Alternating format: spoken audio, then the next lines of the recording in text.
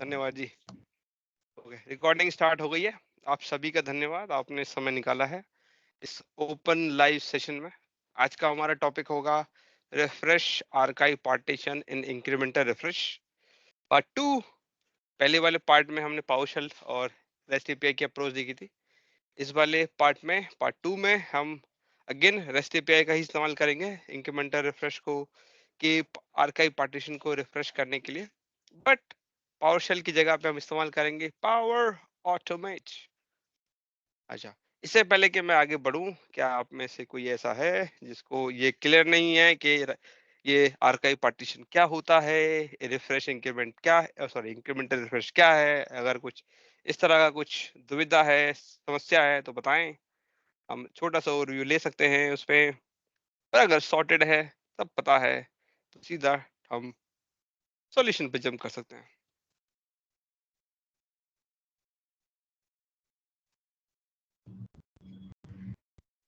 Clear है बस? हाँ, क्लियर है।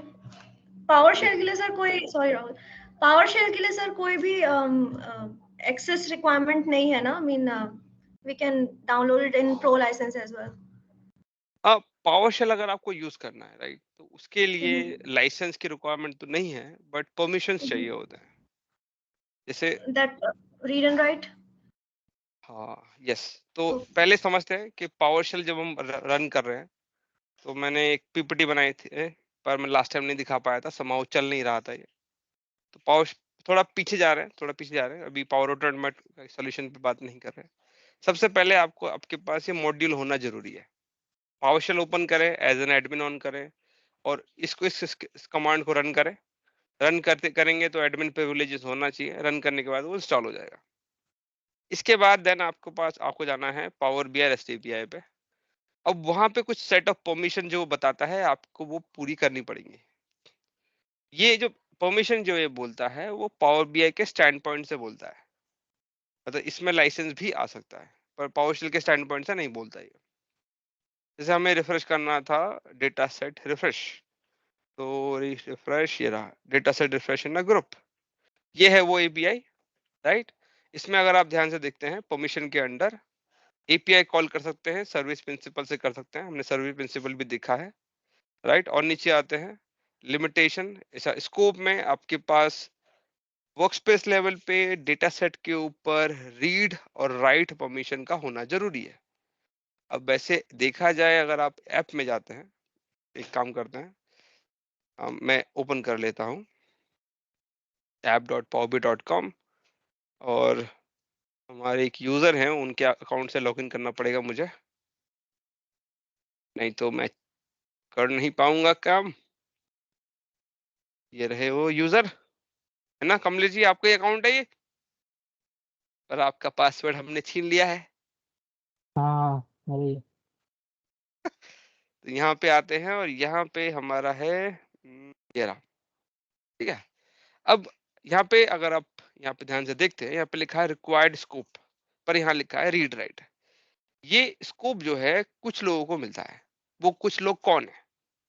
अगर आप यहाँ आते हैं, यहाँ पे मैनेज एक्सेस में जाते हैं, तो यहाँ मिलते हैं वो कुछ लोग। ये देखिए, एक, अगर इस वर्कस्पेस का एडमिन है, उसके पास रीड राइट परमिशन होती है, तो वो रिफ्रेश कर सकता है। अगर आप वर्कस्पेस में एडमिन के अलावा आपके पास मेंबर एक्सेस है, तो आपके पास रीड राइट परमिशन है। कंट्रीब्यूटर है तो रीड राइट परमिशन है। व्यूअर है तो सिर्फ व्यू परमिशन है, और कुछ नहीं कर सकते आप। तो ये व्यूअर इस काम को नहीं कर सकता, डेटा सेट रिफ्रेश नहीं कर सकता है, ठीक है। ये स्कोप हो गया। इसके अलावा एक और स्कोप एक और परमिशन से पता चलता है, वो होता है, इधर आइए, और यहाँ पे जाने के बाद मैनेज परमिशन में आइए, ठीक है। यहाँ पे आगे जैसे ये यूजर है, जैसे यहाँ पे, अरे चलिए कोई बात नहीं, एक यूजर ऐड कर लेते हैं, कोई इशू नहीं ये है। मेरे को भी प्रॉब्लम हुई थी कि अगर आपने किसी को यहाँ पे दे दिया है तो उसको रिमूव कैसे करेंगे? मतलब जैसे कमलेश कुमार को आपने वर्क स्पेस एडमिन में ऑल परमिशंस दी है, अब इसको आपको एडिट करने हैं, एडिट करके उसको लिमिटेड परमिशंस देनी है, तो इस एनवायरनमेंट में कैसे करेंगे? अब तो सही कह रहे हैं यार, पहले तो आया करता था, मुझे अब नजर नहीं नहीं आ आता, रहा है। अब नहीं आ रहा, वही प्रॉब्लम है, अब आ ही नहीं रहा है। मैनेज एक्सेस में यार ये मैं भी तो नहीं दे गलत पा है रहा यार। हूँ। ये तो गलत है यार। ये क्या करते हैं माइक्रोसॉफ्ट, बार बार चेंज कर देते हैं यार, कैसे चलेगा यार। वो पता है क्यों? उसका मेरे को लगता है सॉल्यूशन ये है कि आपने ये तो सेकंड अप्रोच बताई ना यहाँ पर आके देखने की। अगर आपने जहाँ पे वर्क स्पेस एक्सेस में उसको एडमिन दिया था, लेट से कमलेश को, आप उसको वहां व्यूअर दे दो, वहां एडिट करोगे तो यहाँ पर भी एडिट हो जाएगा परमिशंस के अंदर। अच्छा चलिए एक काम करते हैं, ये जो हम्म। हमारा टेस्ट2 है, यहाँ पे हाँ। जाते हैं, यहाँ पे हम्म। लिखते हैं टेस्ट2 लिखते हैं। हम्म। आई ये तो रीड ही नहीं कर रहा। नहीं ये तो रीड, अच्छा ये वर्क स्पेस लेवल पे रीड करेगा, यहाँ पे रीड नहीं करेगा। चलिए ठीक है, अब यहाँ पे है नहीं तो देखना पड़ेगा क्यों नहीं आ रहा है। फिल्टर्स में तो ऑप्शन ही नहीं है। ना क्लियर, और नहीं नहीं ये तो ऑप्शन ही नहीं है। ये देखना पड़ेगा सर, अभी हमारे लिए भी पहली बार ही है। ठीक है, अब मेन पॉइंट पे आते हैं कि अगर रीड एक्सेस की बात आती है और किसी यूजर को अपने डेटा सेट पे परमिशन देना है, वर्क स्पेस लेवल पे मैनेज नहीं करना है, तो मैनेज परमिशन पे आइए, ऐड यूजर पे आइए और उसको इसमें से एक परमिशन जरूर दीजिएगा, वो हो गया मॉडिफाई द डेटा सेट। आपको ये परमिशन ऑन करनी पड़ेगी। अगर मान के चलिए एक यूजर है, उसको आपने व्यूअर का राइट दे रखा है, वर्कस्पेस लेवल पे व्यू का राइट दे रखा है, पर आप चाहते हैं कि वो यूजर डेटा सेट रिफ्रेश कर पाए, आप चाहते हैं कि वो एपीआई यूज कर पाए, तो आपको ये परमिशन ऑन करनी पड़ेगी। अगर आप ये ऑन कर देते हैं काम हो जाएगा, ये ना दे तो भी चलेगा, पर ये ऑन कर देना जरूरी है। उसकी ईमेल आईडी यहाँ डाल दीजिए, काम हो जाएगा। क्या बोलते हैं? अब उसका सर कोई ईमेल नहीं, आईडी इसमें जैसे सर एक कंफ्यूजन है। अगर आप वर्क स्पेस लेवल पे ही उसको व्यू राइट्स दे दोगे और फिर आप इस स्क्रीन में आओगे मैनेज हाँ परमिशन वाली, तो वहां पर जिस बंदे को आपने वर्क स्पेस लेवल पे व्यू राइट दिए हैं, उसका नाम यहाँ पर भी तो सिर्फ व्यू परमिशन के तौर पे दिखाएगा। उसको चेंज कैसे करेंगे? आप एक बार फॉर जैसे एग्जांपल किसी को यहाँ इस पे वर्क आते हैं, स्पेस का एक्सेस दो व्यू राइट जी पे। जी, हाँ। ये सोर्स पे चले गए, ठीक है, सौरभ को दे यहाँ दिया, पे जाके व्यूअर व्यूअर बना बना दो। दिया, ठीक ऐड है। कर दिया। ठीक है। उसके अब आप बाद अब मैनेज हम परमिशन पे। एक बार हम्म। ब्राउजर रिफ्रेश कर लेते हैं, ठीक है। जरूरी होता है ये सब चीजें। फिर हम यहाँ पे आ गए, मैनेज परमिशन पे आ गए, सौरभ जी ये आ गए, देखो। अगर हाँ। वो यहाँ पे व्यूअर है, एग्जैक्टली। यहाँ पे आ गए, फिर सौरभ जी को फिर लिखा है इधर, हम्म।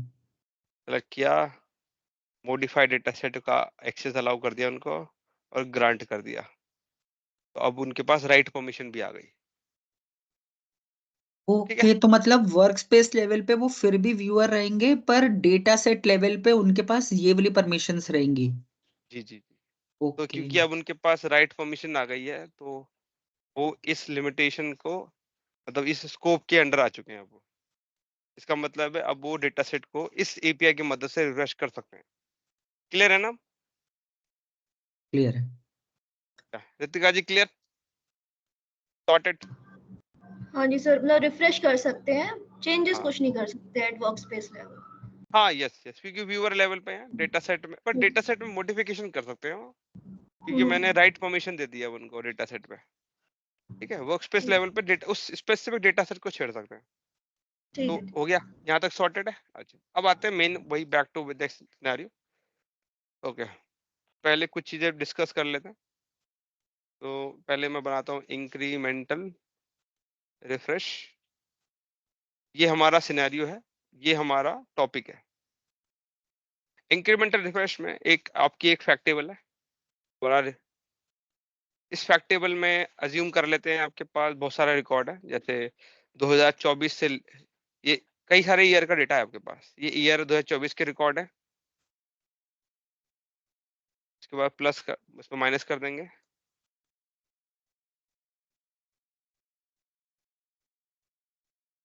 ए ठीक है, इतने सारे ईयर्स का डेटा है। अब as per incremental refresh, as per incremental refresh आपको ये आइडेंटिफाई करना जरूरी होता है कि आपको क्या रिफ्रेश करना है, क्या रिफ्रेश नहीं करना है। क्योंकि अगर आप ये पॉलिसी डिफाइन नहीं करते, इंक्रीमेंटल पॉलिसी डिफाइन नहीं करते हैं, और आपकी फैक्ट टेबल जब भी रिफ्रेश होती है तो वो सारा डेटा रिफ्रेश करती है। इसका मतलब है आपके मॉडल में जो टेबल है वो रिफ्रेश जब होगी, तो वो पूरा का पूरा रिफ्रेश का जो लोड है वो सोर्स पे डाल देगी। जैसे सिक्वल सर्वर हो गया, स्नोफ्लेक हो गया, डेटाब्रिक्स हो गया। तो जब डेटा को रिफ्रेश करना है, मॉडल के अंदर जो डेटा रिफ्रेश होना है, पावर बीआई उस रिक्वेस्ट को, रिफ्रेश की रिक्वेस्ट को भेजेगा सोर्स के पास। बोलेगा भाई मेरे को इस टेबल का पूरा डेटा दे दो, या कुछ कंडीशन होगी तो लगा के दे देगा, कहेगा पूरा डेटा दे दो। मेरा पॉइंट यहाँ पे ये आता है कि अगर आपको ये पता है कि 2010 से लेकर 2023 तक का डेटा वो अभी स्टैटिक हो चुका है, वो चेंज नहीं आ सकता किसी भी वजह से, क्योंकि बिजनेस ही ऐसा है, क्योंकि बिजनेस ही ऐसा है कि 10 से लेकर 13 तक का डेटा कभी चेंज नहीं होगा अब। तो जो चीज चेंज नहीं होने वाली है, तो उसके लिए आप सोर्स को क्यों परेशान कर रहे हैं? सोर्स को क्यों बोल रहे हैं कि डेटा दो? बेटर ये नहीं रहेगा कि सोर्स को बोले कि भाई ऐसा कर, सिर्फ 24 का डेटा दे, क्योंकि 24 मेरा करंट ईयर है और करंट ईयर में data can change any time. या मे बी आप ऐसा भी कह सकते हैं कि पिछले 12 महीने के अंदर जितना भी डेटा आएगा that can change any time, तो उसका ही मेरे को नया डेटा देना, और उससे पहले का जितना भी डेटा है वो मत दो, वो मेरे पास ऑलरेडी पड़ा हुआ है। ऐसा कर सकते हैं, राइट? क्या कहते हैं? कुछ नहीं कहते? करेक्ट है। करेक्ट है। करेक्ट है। तो इसी चीज को हम थोड़ा सा अप्रोच बना लेते हैं। हम ये जो जो टुकड़े बना रहे हैं ना, जिसमें हम एक हिस्सा कहते हैं कि करंट हिस्सा है जो पिछले 12 महीने का है या करंट ईयर का है, उसको हम कहेंगे करंट। तो लिख रहा हूं, ऊपर जा रहा है नीचे, ये तो ग्लिच है यार। अब ठीक है, इसे कहेंगे करंट, और उसके पहले वाले को जो मैं रिफ्रेश नहीं मांग रहे हैं उसको हम कहेंगे आर्काइव। और इंक्रीमेंटल रिफ्रेश के टर्म्स में बोला जाए तो इसको कहा जाएगा, करंट की जगह बोला जाएगा इंक्रीमेंटल पार्टीशन, और आर्काइव को बोला जाएगा आर्काइव पार्टीशन। ऐसे, ठीक है, ये हो गया। जैसे ही आप इंक्रीमेंटल पॉलिसी को डिफाइन और सेटअप कर देते हैं, मतलब एक बार पूरा हो गया, उसके बाद जितनी बार भी डेटा रिफ्रेश होगा पावर बीआई सर्विस पे, मतलब हमारे पोर्टल पे, वेब पोर्टल पे जितनी बार भी रिफ्रेश होता है, उस, चाहे वो ऑन डिमांड हो या वो शेड्यूल्ड रिफ्रेश हो, वो हमेशा हमेशा हमेशा ही करंट पार्टीशन को, इंक्रीमेंटल पार्टीशन को ही रिफ्रेश करता है, हमेशा। ऐसा कभी नहीं होगा कि आपने शेड्यूल रिफ्रेश किया है, आपने ऑन डिमांड रिफ्रेश किया है और वो आर्काइव पार्टीशन को रिफ्रेश कर रहा है। ऐसा नहीं होगा, ऐसा नहीं होगा, ठीक है। बट कुछ ऐसे सर्कमस्टेंसेस आ जाते हैं, बिजनेस रिक्वायरमेंट आ जाती हैं, जहां पे बिजनेस बोलता है कि भाई मेरा डेटा ढंग से रिफ्रेश नहीं हुआ है। जब उस रिक्वायरमेंट को समझते हैं तो आपको पता चलता है कि भाई आर्काइव पार्टीशन भी रिफ्रेश करना जरूरी था। अब आप कहेंगे ऐसा कौन सा सिचुएशन आ जाती है भाई? जैसे जैसे बिजनेस में एक छोटा चेंज आया, जिसमें उसने कैटेगरी का नेम बदल दिया गया है। जैसे कैटेगरी का नाम पहले था, कैटेगरी का एक आइटम था जिसका नाम था आईटी। बिजनेस में क्या है, हम इसे आईटी नहीं बुलाएंगे, हम इसे बुलाएंगे इंफॉर्मेशन टेक्नोलॉजी।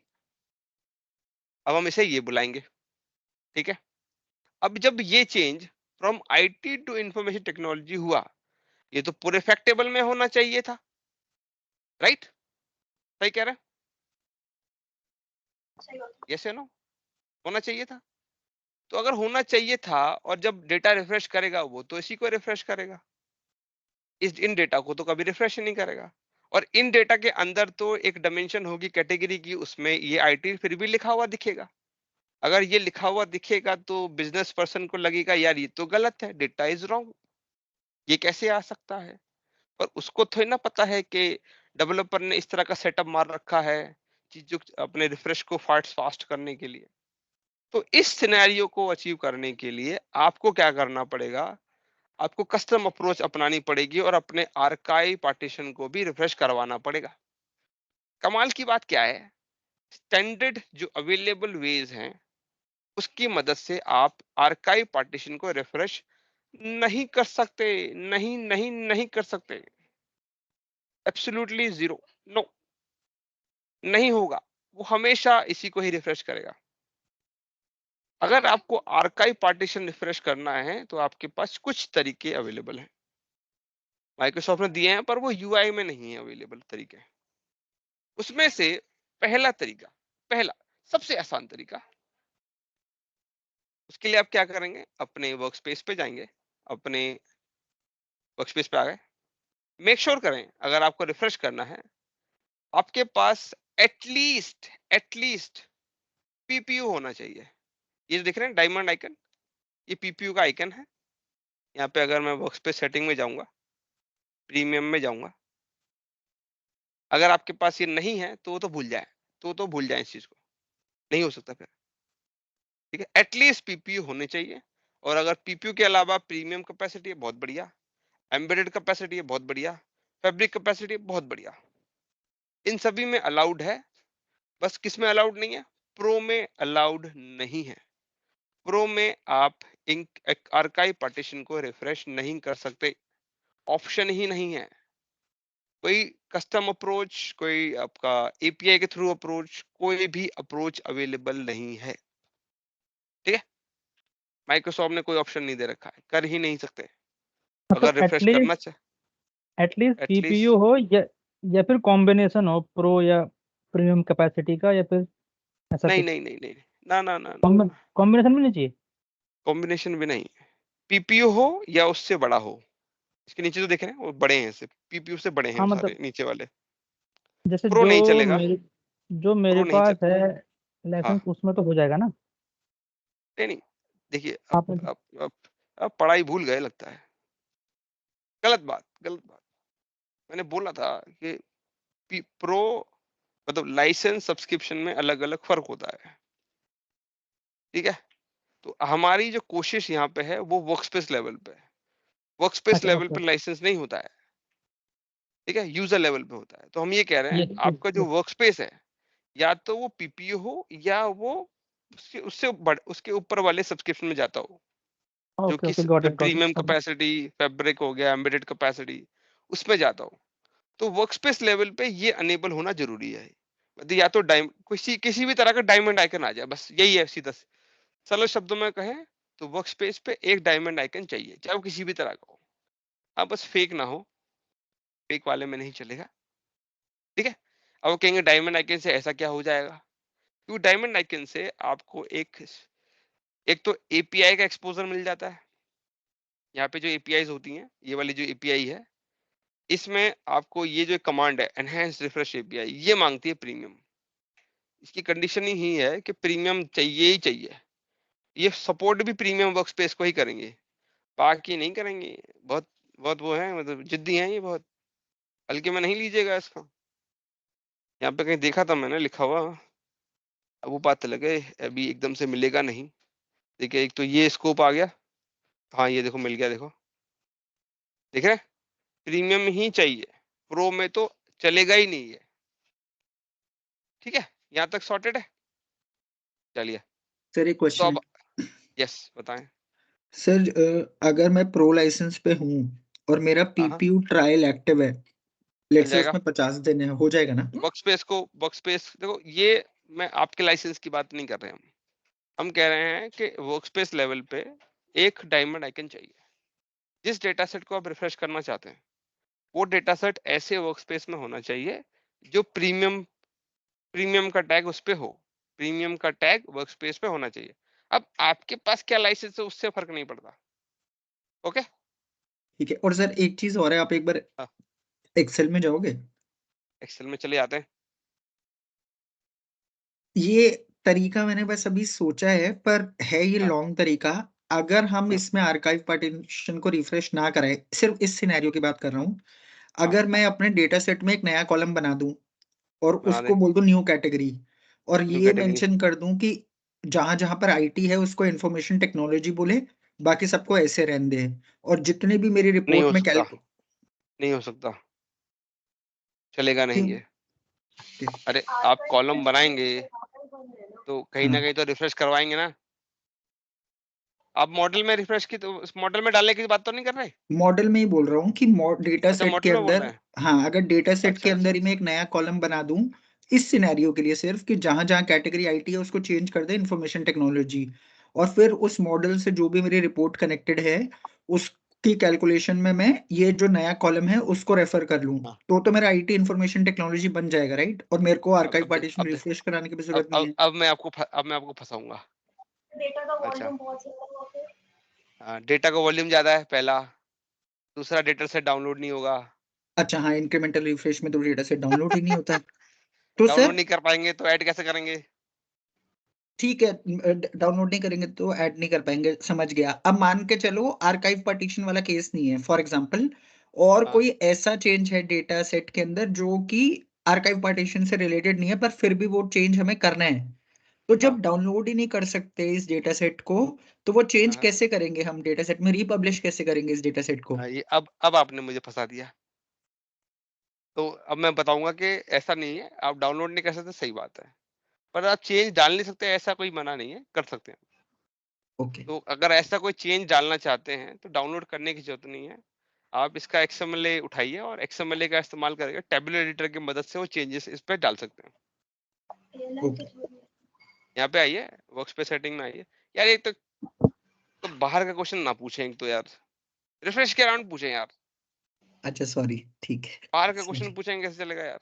अच्छा पता सॉरी। चला इंक्रीमेंटल रिफ्रेश पढ़ा रहा हूँ और बता कुछ और ही रहा हूँ। हमारे बाकी ऑडियंस जो ज्वाइन नहीं करते वो तो देखते हैं यार, वो कहेंगे यार ये क्या पढ़ा रहा है, समझ ही नहीं आ रहा। यहाँ पेस्ट मारा, ओके किया हम्म। इसको, हम्म। टेबुलर एडिटर पे भी एक कोर्स बनाना पड़ेगा ऐसा लगता है। अरे पासवर्ड भूल तो नहीं गया मैं?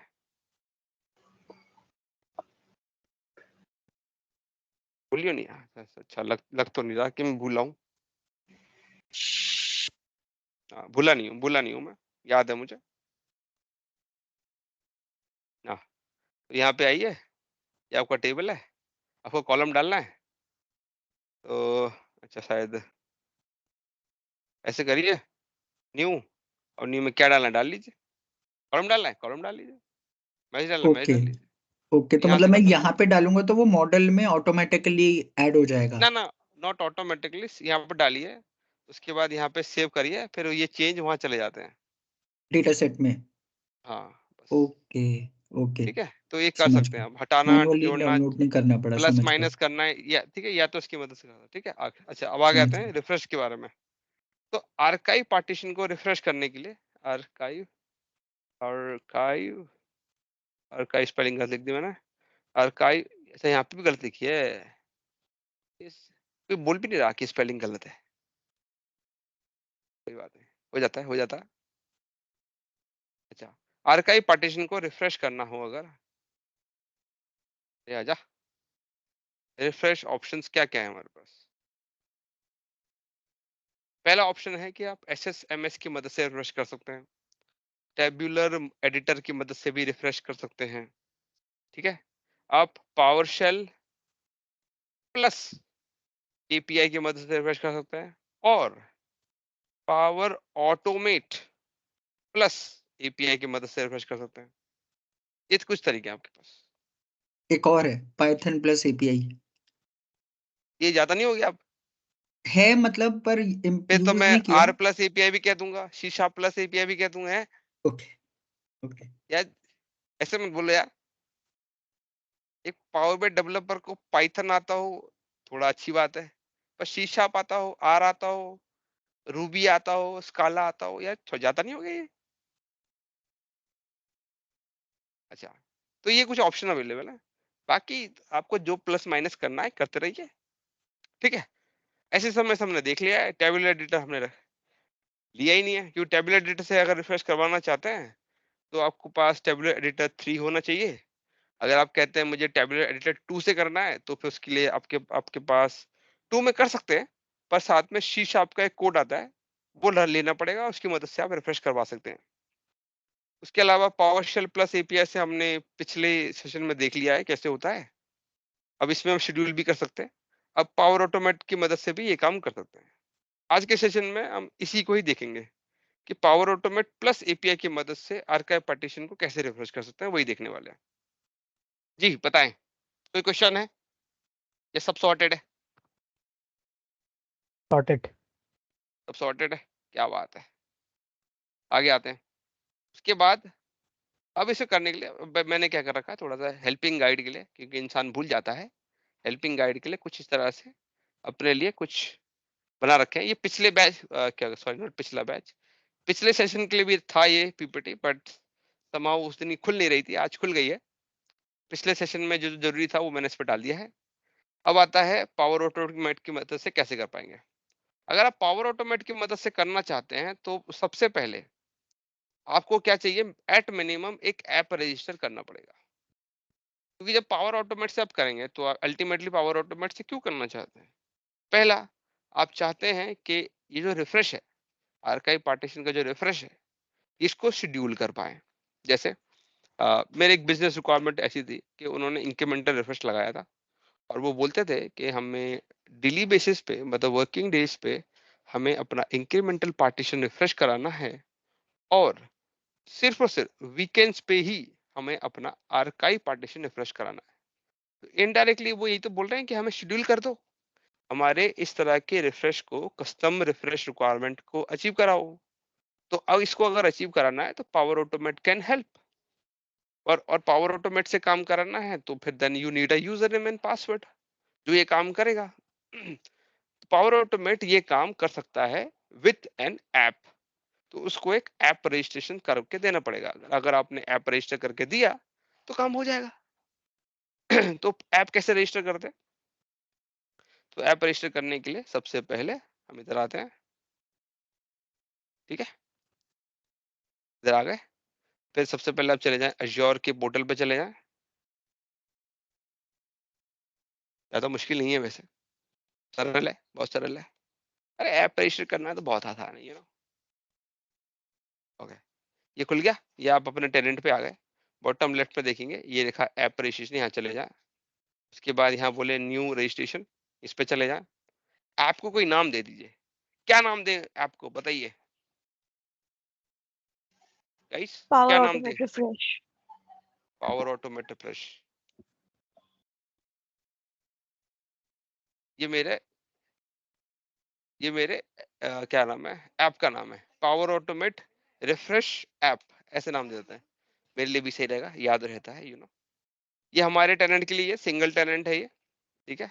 उसके बाद आता है रीडायरेक्ट यूआरआई। रीडायरेक्ट यूआरआई ये है क्या हमारे पास, ये अभी तो नहीं है हमारे पास, पर आगे देना पड़ सकता है हमें, तो फिलहाल के लिए इसको छोड़ सकते हैं, या वैसे हमने लिख रखा होगा redirect URI, leave it blank for now, अभी के लिए छोड़ दीजिए, बाद में देने को मिलेगा।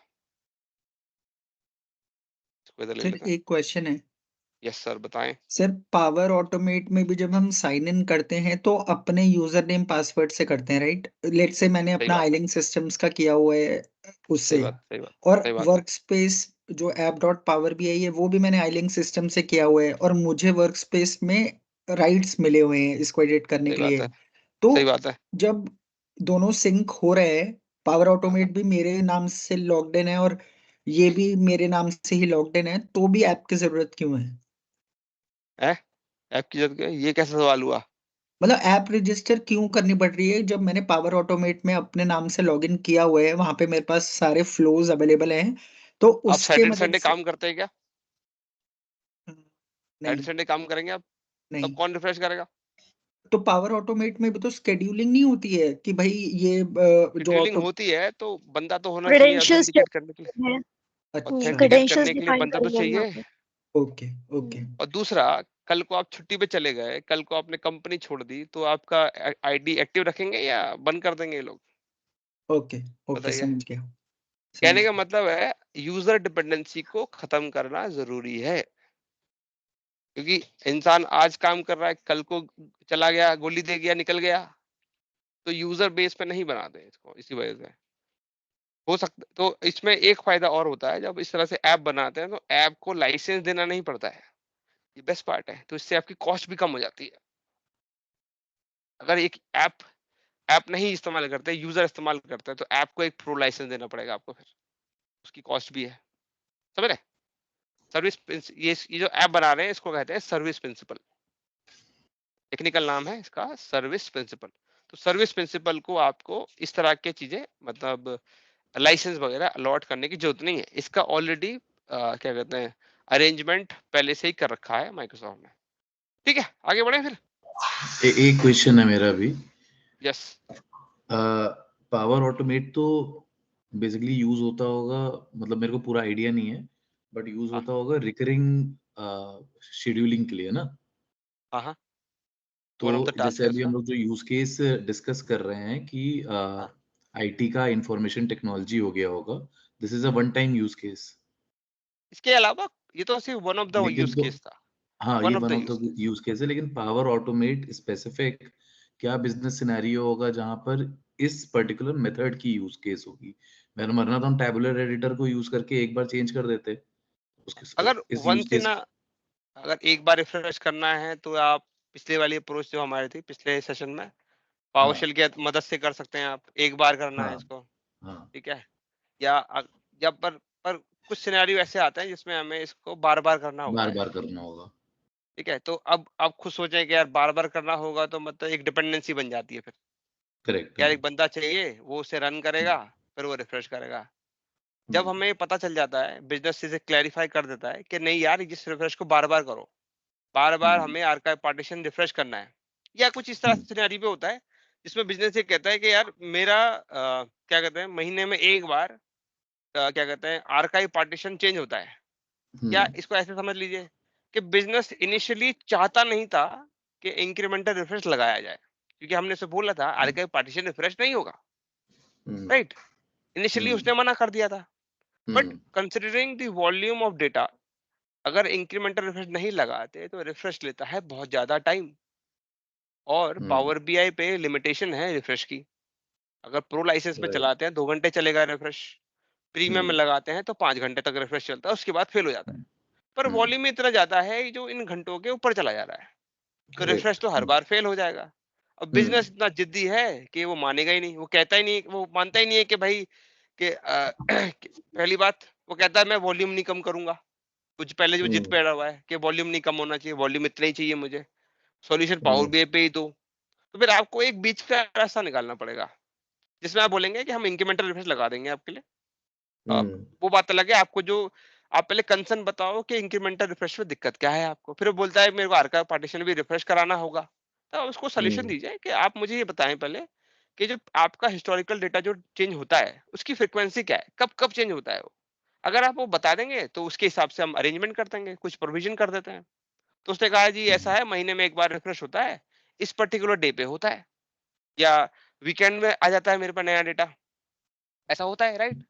हम्म, तो इस तरह की सिचुएशन को सोचते हुए हम इस अप्रोच को इस्तेमाल कर सकते हैं, शेड्यूलिंग को, आर्काइव पार्टीशन रिफ्रेश शेड्यूलिंग को लगा सकते हैं। समझ गया, ठीक है, ठीक है। हाँ। ऐसा।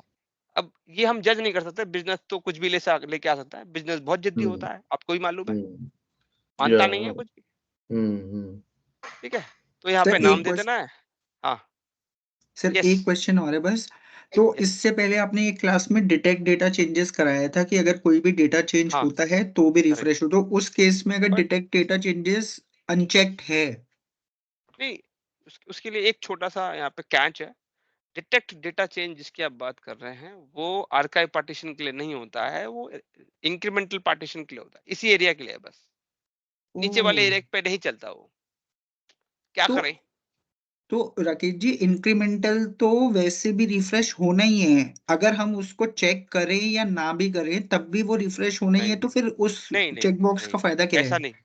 फायदा यही है कि अब मान के चलिए आप अभी यहाँ पे एक पार्टीशन देख रहे हैं क्योंकि मैंने ईयर लेवल पे रखा हुआ है। अगर मैं इसे ईयर लेवल पे ना रख के मैं मंथ लेवल पे कर देता कुछ इस तरह से ओह, ज्यादा तो नहीं हो गया, अच्छा अच्छा ज्यादा ही कर दिया मैंने, लगता है कोई नहीं कोई नहीं, हो जाता है।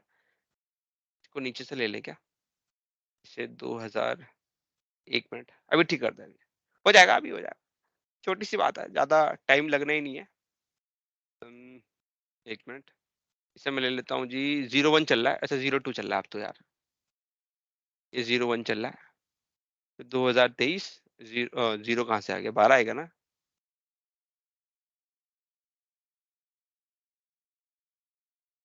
अब ये 22 हो जाएगा, फिर उसके बाद 2022 12, राइट। फिर उसके बाद थोड़ा सा और मेहनत कर देंगे इसके पीछे। चलिए इतना बहुत है। ये सवाल आपने पहले क्यों नहीं पूछा यार?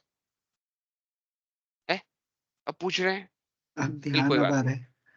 अच्छा कोई बात नहीं। अब मान के चलिए ऐसा सिचुएशन बन जाती है, अगर मैं डिटेक्ट डेटा चेंज ऑन कर देता हूँ, ठीक है, वो क्या करेगा? Detect data change,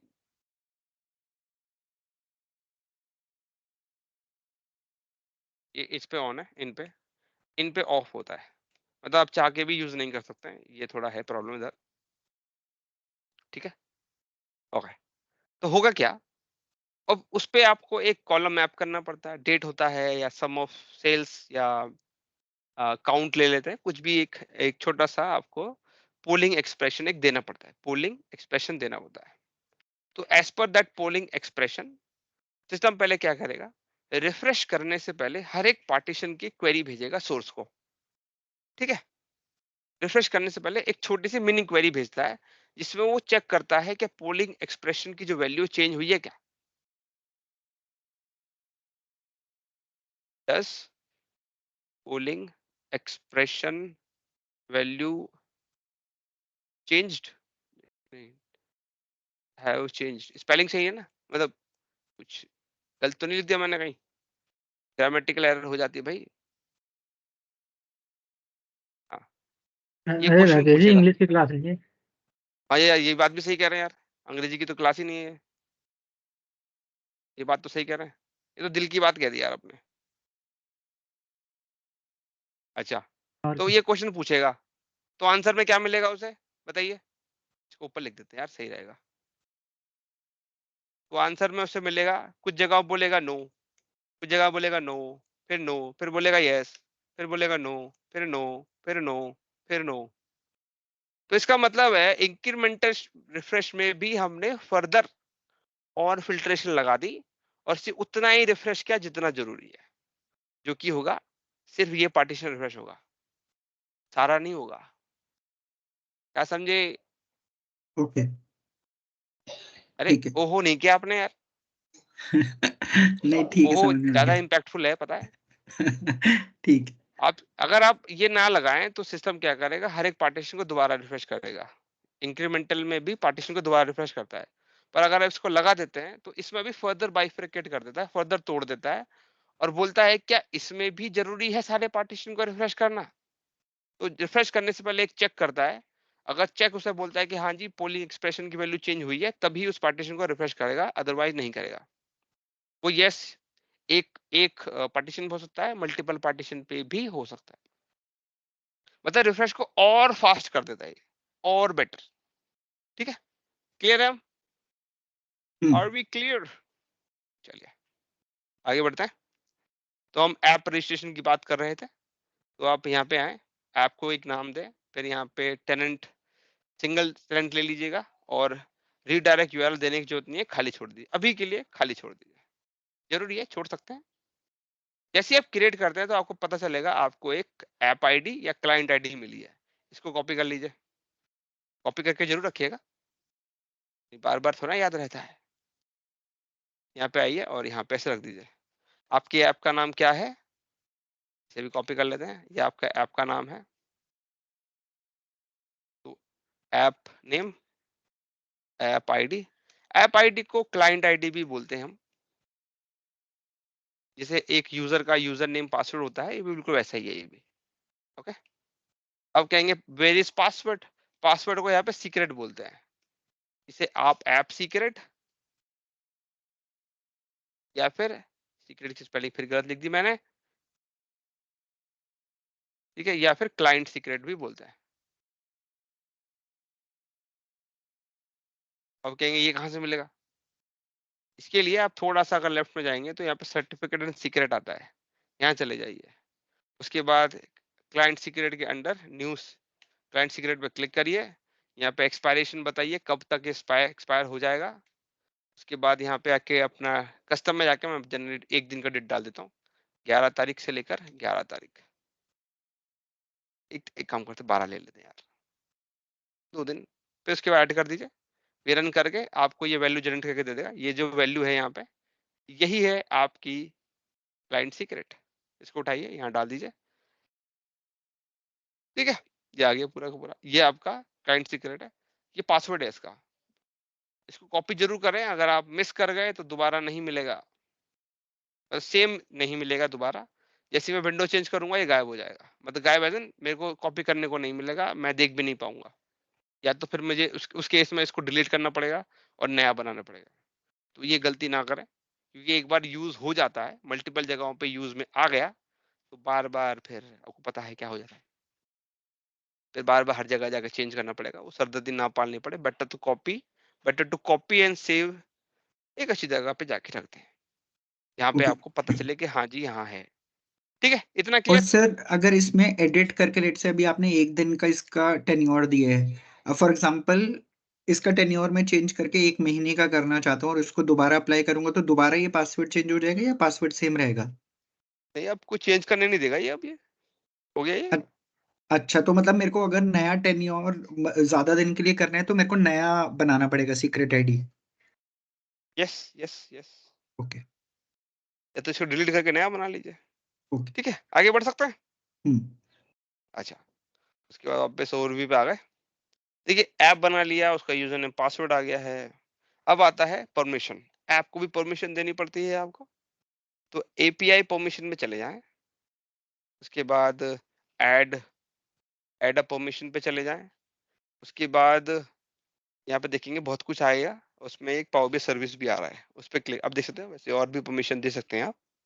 power BI service ले लीजिए, डेलीगेटेड परमिशन में चले जाइए। एक चीज याद रखिएगा, आपको जो परमिशन है वो इसके अकॉर्डिंग देनी है। ये देखो, ये रिक्वायर्ड स्कोप, ये लिखा ना, डेटा सेट रीड राइट, इसके अकॉर्डिंग परमिशन देनी है। देने को तो बहुत कुछ दे सकते हो आप, देखो अब देखो बहुत सारी चीजें हैं, ऐप लेवल पे, कैपेसिटी लेवल पे, डेटा सेट लेवल पे जाएंगे तो आपको मिल जाएगा। तो आपको चाहिए थी ये वाली परमिशन, तो इसको सेलेक्ट करिए और दे दीजिए, ये परमिशन दे देनी है और ऐप ऐड कर देनी है परमिशन को, हो गया। उसके बाद आपको एक चीज और करनी होती है कि एडमिन की तरफ से भी कंसेंट दे दीजिए कि भाई आप यूज कर सकते हो, तो इस पे से क्लिक मारें और यस कर दें, एडमिन की तरफ से ही परमिशन मिल गई इसको, तो यहाँ पे आ जाएगा ग्रांटेड, ये कर दीजिएगा, सॉर्टेड है मामला। बताइए, क्लियर है? सर क्लियर है। एक चीज है, ये सारी परमिशन अगर कोई डेवलपर है जिसके पास एडमिन प्रिविलेजेस नहीं है, तो नहीं कर क्या सकता। ऐप बनाना, उसका सीक्रेट आईडी निकालना, उसका पासवर्ड निकालना और ये ग्रांट परमिशन करना वो कर सकता है, या ये डिपेंडेंसी एडमिन प्रिविलेजेस वाले बंदे पे रहेंगी? नहीं, क्योंकि वो आप नहीं कर शायद सकता। अभी एडमिन हो इसके। अब मैं एडमिन हूँ, मैं ग्लोबल एडमिन हूँ यार, आप मैं सब ग्लोबल कुछ कर एडमिन हो, सकता हूँ। अब मान लो डेवलपर, अल्टीमेटली ये काम सारा डेवलपर को करना है, राइट? तो ये ऐप बनाना और ये सब चीजें करना क्या डेवलपर कर सकता है, या उसको एडमिन को बोलना पड़ेगा कि भाई तू ये मेरे लिए बना के दे? अच्छा, अगर किसी अगर आपको अज्योर पोर्टल से करना है तो आपको हम्म। अज्योर के एडमिन से बोलना पड़ेगा, या आपके पास ये क्रिएशन राइट होना चाहिए, इस पे इस तरह का क्रिएशन राइट होना चाहिए। अगर आपके पास नहीं है तो आप इस वाले पोर्टल का इस्तेमाल करके भी कर सकते हैं, register your application for power BI, यहाँ पे साइन इन कर लीजिए। जिस भी आईडी से आप लॉगिन कर रहे थे, अरे साइन इन कराओ यार, कभी कहेगा इधर जाओ, कभी कहेगा उधर जाओ, कहाँ कहाँ जाओ,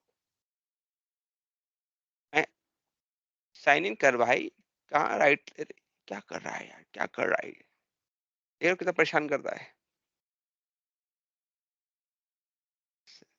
साइन अप क्यों करूंगा, साइन इन कराओ यार, साइन, फिर इधर आ गया, लास्ट वापस टाइम भी चले यही आता हूँ। प्रॉब्लम हो रहा था।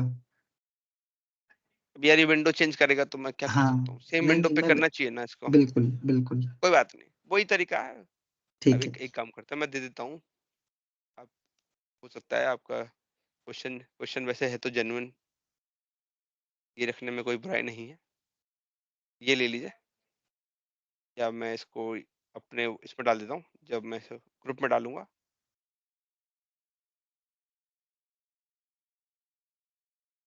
इसको यहाँ डाल देते हैं। तो इस लिंक का इस्तेमाल करके आप उस लिंक को एक्सेस कर सकते हो, उस पोर्टल को, इस वाले को एक्सेस कर साइन इन करिए। उसके बाद एक छोटा सा आपके पास इंटरफेस आ जाता है, उसमें आपका नाम डालिए वगैरह वगैरह। सिंपल सा है, ज़्यादा मुश्किल नहीं है। उसको भरिए और आगे बढ़ जाइए। ठीक है, ओके। तो हमने परमिशन दे दी है, आईडी पासवर्ड सब हो गया है हमारे पास, राइट। तो ये सारे स्टेप पूरे कर लिए हमने। डेलीगेटेड परमिशन में ये दे दिया, उसको सेव कर लिया, क्लाइंट आईडी और सीक्रेट भी ले लिया। ये सैंपल के तौर पे है। आगे इसके बाद आपको कुछ परमिशन अनेबल करनी होती है पावर बीआई सर्विस लेवल पे, क्योंकि सर्विस प्रिंसिपल को अगर यूज करना है तो पावर बीआई सर्विस पे जाके भी तो अनेबल करनी पड़ेंगी परमिशंस। नहीं तो एपीआई, ये जो हमारा एसपी है, सर्विस प्रिंसिपल है, या एप्लीकेशन ये एक्सेस कैसे करेगा। तो आपको आपके एडमिन से, पावर बीआई एडमिन से बोलना है कि भाई एडमिन पोर्टल पे जाओ, जैसे मैं जा रहा हूँ, यहाँ पे जाके यहाँ पे लिखो सर्विस प्रिंसिपल, राइट। लिखा ना, service principal can, no sorry ये वाला नहीं है, सॉरी सॉरी, अलाउ सर्विस, नहीं ये वाला भी नहीं है। अंडर एपीआई सेटिंग में जाएं, service principal can access read only admin API. नहीं, हम रीड ओनली काम तो कर ही नहीं रहे हैं, हम क्या कर रहे हैं, रीड राइट। रीड राइट कर रहे हैं। Read and right. Read write, read only क्यों बोल रहा है, अच्छा यहाँ तो ऑन ही है, फिर भी कोई बात नहीं, ऑन है तो अच्छी बात है। अच्छा ये फैब्रिक एपीआई आ गया है। थोड़ा सा यहाँ पे माइक्रोसॉफ्ट ने काफी चेंजेस किए हैं। अगर ये फैब्रिक बोल रहा है तो इसमें पावर बीआई भी इंक्लूडेड है। क्या कर रहे हैं, बोल रहा है कि अगर आप फैब्रिक का डॉक्यूमेंटेशन पढ़ेंगे, fabric, Microsoft fabric, MS fabric,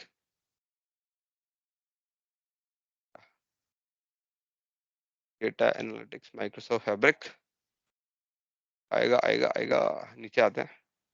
ये देखिए, ये पावर बीआई की विंडो आ गई, ये आ गया, ये देखिए पावर बीआई इंक्लूडेड है फैब्रिक के अंदर। तो वही वाली सेटिंग अप्लाई होती है इसके लिए भी, ये अप्लाई होती है। तो ये मैंने ऑन कर रखी है, आप भी ऑन कर दीजिएगा, या अपने क्या नाम है उसका, पावर बीआई एडमिन से बोलिए कि भाई इसको अनेबल कर दीजिए। पावर बीआई में कई सारे एडमिन होते हैं, तो आप बोल सकते हैं पावर बीआई सर्विस एडमिन। ठीक है, इसका नाम था पहले पावर बीआई एपीआई, अब चेंज करके फैब्रिक एपीआई कर दिया है। ये थोड़ा सा झंझटबाजी है, अब क्या कर सकते हैं।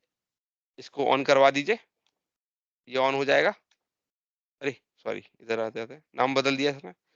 ये मैंने वैसे 2 हफ्ते पहले स्क्रीनशॉट लिया था इसका, तब पावर बीआई था, अब फैब्रिक हो गया है। अब क्या कर सकते हैं, इसको ऑन कर दीजिए। एक काम ये कर देना है आपको, उसके बाद आपको यहाँ आना है, फिर आपके उस वर्क स्पेस में जाना है। अब हमारे वर्क स्पेस का नाम था, अच्छा यहाँ मुझे दिख नहीं रहा, तो मैं यहाँ चले जाता हूँ। ये वाला वर्क स्पेस था इंक्रीमेंटल रिफ्रेश। तो आपको फिर मैनेज एक्सेस में जाना है और उस नए प्रिंसिपल को, सर्विस प्रिंसिपल को यहाँ पे ऐड कर देना है। क्या नाम था सर्विस प्रिंसिपल का नाम, पावर ऑटोमेट रिफ्रेश समथिंग ऐसे ये था। रहा। तो नाम कॉपी करेंगे सर और यहाँ पेस्ट कर देंगे। आ गया, पकड़ लिया इसने। यहाँ पे जाके उसको एडमिन बना दीजिए और ऐड कर दीजिए। इतना काम है, वैसे थोड़ा सा काम है वैसे। ठीक है गाइस, क्लियर है, यहाँ तक सॉर्टेड है। कुछ यस कंफ्यूजन, समस्या, समाधान, समाधान कैसे होगा, क्या बोलता हूँ मैं भी। तो अब उसके बाद आते हैं, ऐप लेवल पे काम हो चुका है, अब आते हैं पावर ऑटोमेट पे। अब पावर ऑटोमेट पे क्या करना है, अब पावर ऑटोमेट में जब आप जाते हैं, मैं पहले इधर आ जाता हूँ। यहाँ पे 3 डॉट पे क्लिक करें, यहाँ पे पावर ऑटोमेट मिलेगा, राइट क्लिक करें, खोल दें, मतलब नई विंडो पे आ जाएगा। इसको बंद कर लेते हैं।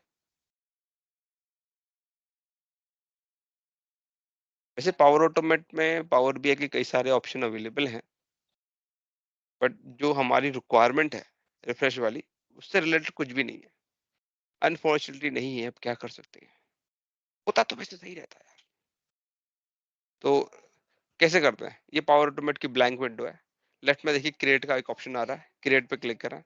उसके बाद इंस्टेंट, सॉरी, अगर आपको शेड्यूल करना है तो शेड्यूल क्लाउड फ्लो पे क्लिक कर दीजिए। अपने फ्लो को कोई नाम दीजिए, अगर आप नहीं देना चाहते तो स्किप कर दीजिए। तो ये बिना नाम के चालू कर देगा। हाँ, ये जो नया वाला यूआईएस को बंद कर दीजिए, अच्छा नहीं है। अभी काम चल रहा है इस पे, ठीक है। उसके बाद मैं फिलहाल एक एज अ बटन के थ्रू स्टार्ट करना चाहता हूँ, क्योंकि दिखाना है तो इसलिए, राइट। उसके बाद मतलब बटन क्लिक पे काम करेगा ये। न्यू स्टेप पे आ गए, ठीक है। उसके बाद पहले दिखा रहा हूँ, बाद में मेन चीज पे आऊंगा। पावर ऑटोमेट बता रहा हूँ। उसके बाद ऑपरेशन में जाके लिखेंगे पावर बीआई। अब देखेंगे बहुत सारी चीजें आ गई। ये पावर बीआई हो गया। अब पावर बीआई के अंदर इतने सारे एक्शन आ देखिए। यहाँ पे अगर आप देखेंगे और नीचे जाते हैं, नीचे जाते हैं, नीचे जाते हैं, नीचे जाते हैं, रिफ्रेश डेटा सेट आ गया। पर जैसे मैं बता रहा हूँ ये मदद नहीं करेगा, इसमें वो सारे ऑप्शन नहीं है। यहाँ पे आते हैं, इस पे गए, ओके, यहाँ पे गए गए गए, इंक्रीमेंटल रिफ्रेश, यहाँ पे गए, डेटा सेट का नाम ले लेंगे, डेटा चेंज नाम था उसका, ये देखिए आ गया। बट उसके अंदर जो पार्टीशन है उसका के बारे में तो इन्फॉर्मेशन ही नहीं आई। उसमें क्या पार्टीशन है, कौन से पार्टीशन को रिफ्रेश करना है, ये सब तो इन्फो ही नहीं आई है। और जब आएगी नहीं तो इसका मतलब है ये जब रिफ्रेश करेगा तो ये कौन सा रिफ्रेश करेगा, ये करेगा इंक्रीमेंटल रिफ्रेश, इंक्रीमेंटल, हाँ। जो कि हमें नहीं चाहिए। हमें चाहिए आर्काइव पार्टीशन रिफ्रेश। तो इस तरीके से नहीं हो सकता है, इस तरीके से नहीं हो सकता। तो क्या कर सकते हैं हम, क्या कर सकते हैं, तो ये तरीका तो काम नहीं आएगा, तो बेटर क्या करें, इसको रहने दें। तो आपको दूसरा तरीका इस्तेमाल करना पड़ेगा, उसे कहते हैं कस्टम कनेक्टर। आपको बनाने पड़ेंगे कस्टम कनेक्टर, ये वाला, ये है वो ऑप्शन। हमने वैसे कुछ बना रखे हैं, ये मैंने पहले से बना रखा है। आपको कस्टम कनेक्टर बनाना पड़ेगा। मेरी दूसरी विंडो में चला जाता हूँ मैं, यहाँ पे भी चले जाता है। इतना मुश्किल नहीं है यार, कस्टम कनेक्टर बहुत आसान है, सच में आसान है। आप कहेंगे तो बस पीस ऑफ केक है यार, 2-3 जगह पर टिक टिक टिक कर देना हो गया, अरे बन गया यार, तो बहुत आसान है यार। ओके तो कस्टम कनेक्टर पे चले जाएं, जैसे मैं चला गया, यहाँ पे भी मैंने बना के रखा हुआ है, ये कमलेश जी का कनेक्टर है। वैसे यहाँ पे आके इसको डिलीट मार दीजिए, मार दिया। अगर आपको बनाना है जी, अगर आप बिल्कुल नया नया बना रहे हैं, पहली बार बना रहे हैं, तो चांसेस हैं कि आपको ये ऑप्शन ना मिले यहाँ पे। तो उसके लिए क्या करना पड़ेगा, आपको मोर पे क्लिक करना पड़ेगा। पहले इस तरह से दिखेगा वो विंडो, फिर यहाँ देखिए, यहाँ पे नजर आ रहा है क्या। अगर आपको यहाँ पे भी नजर नहीं आता तो डिस्कवर पे चले जाएं, फिर आपको यहाँ पे ढूंढना है उसको, यहाँ जरूर मिल जाएगा आपको कस्टमर कनेक्टर। तो यहाँ पे किसी लिस्ट में मिलेगा, जैसे फॉर एग्जाम्पल मैं, जैसे ये रहा, इसको यहाँ से हटा देता हूँ, देखिए यहाँ से गायब हो गया। वापिस आते हैं, मैं होम पे जाता हूँ, अब देखिए मेरे को नजर नहीं आ रहा, मैं मोर पे आऊंगा, कनेक्शंस तो नजर आ रहा है पर कस्टम कनेक्टर नजर नहीं आ रहा। तो मैं डिस्कवर पे जाऊंगा, फिर नीचे आऊंगा, फिर यहाँ पे जाके कस्टम कनेक्टर पे ये पिन आइकन पे क्लिक कर दूंगा, तो यहाँ पे वो ऐड हो जाएगा। ऐसे होता है, कभी कभी दिखता नहीं है, तो ऐसे इस तरह से आपको मिल जाएगा।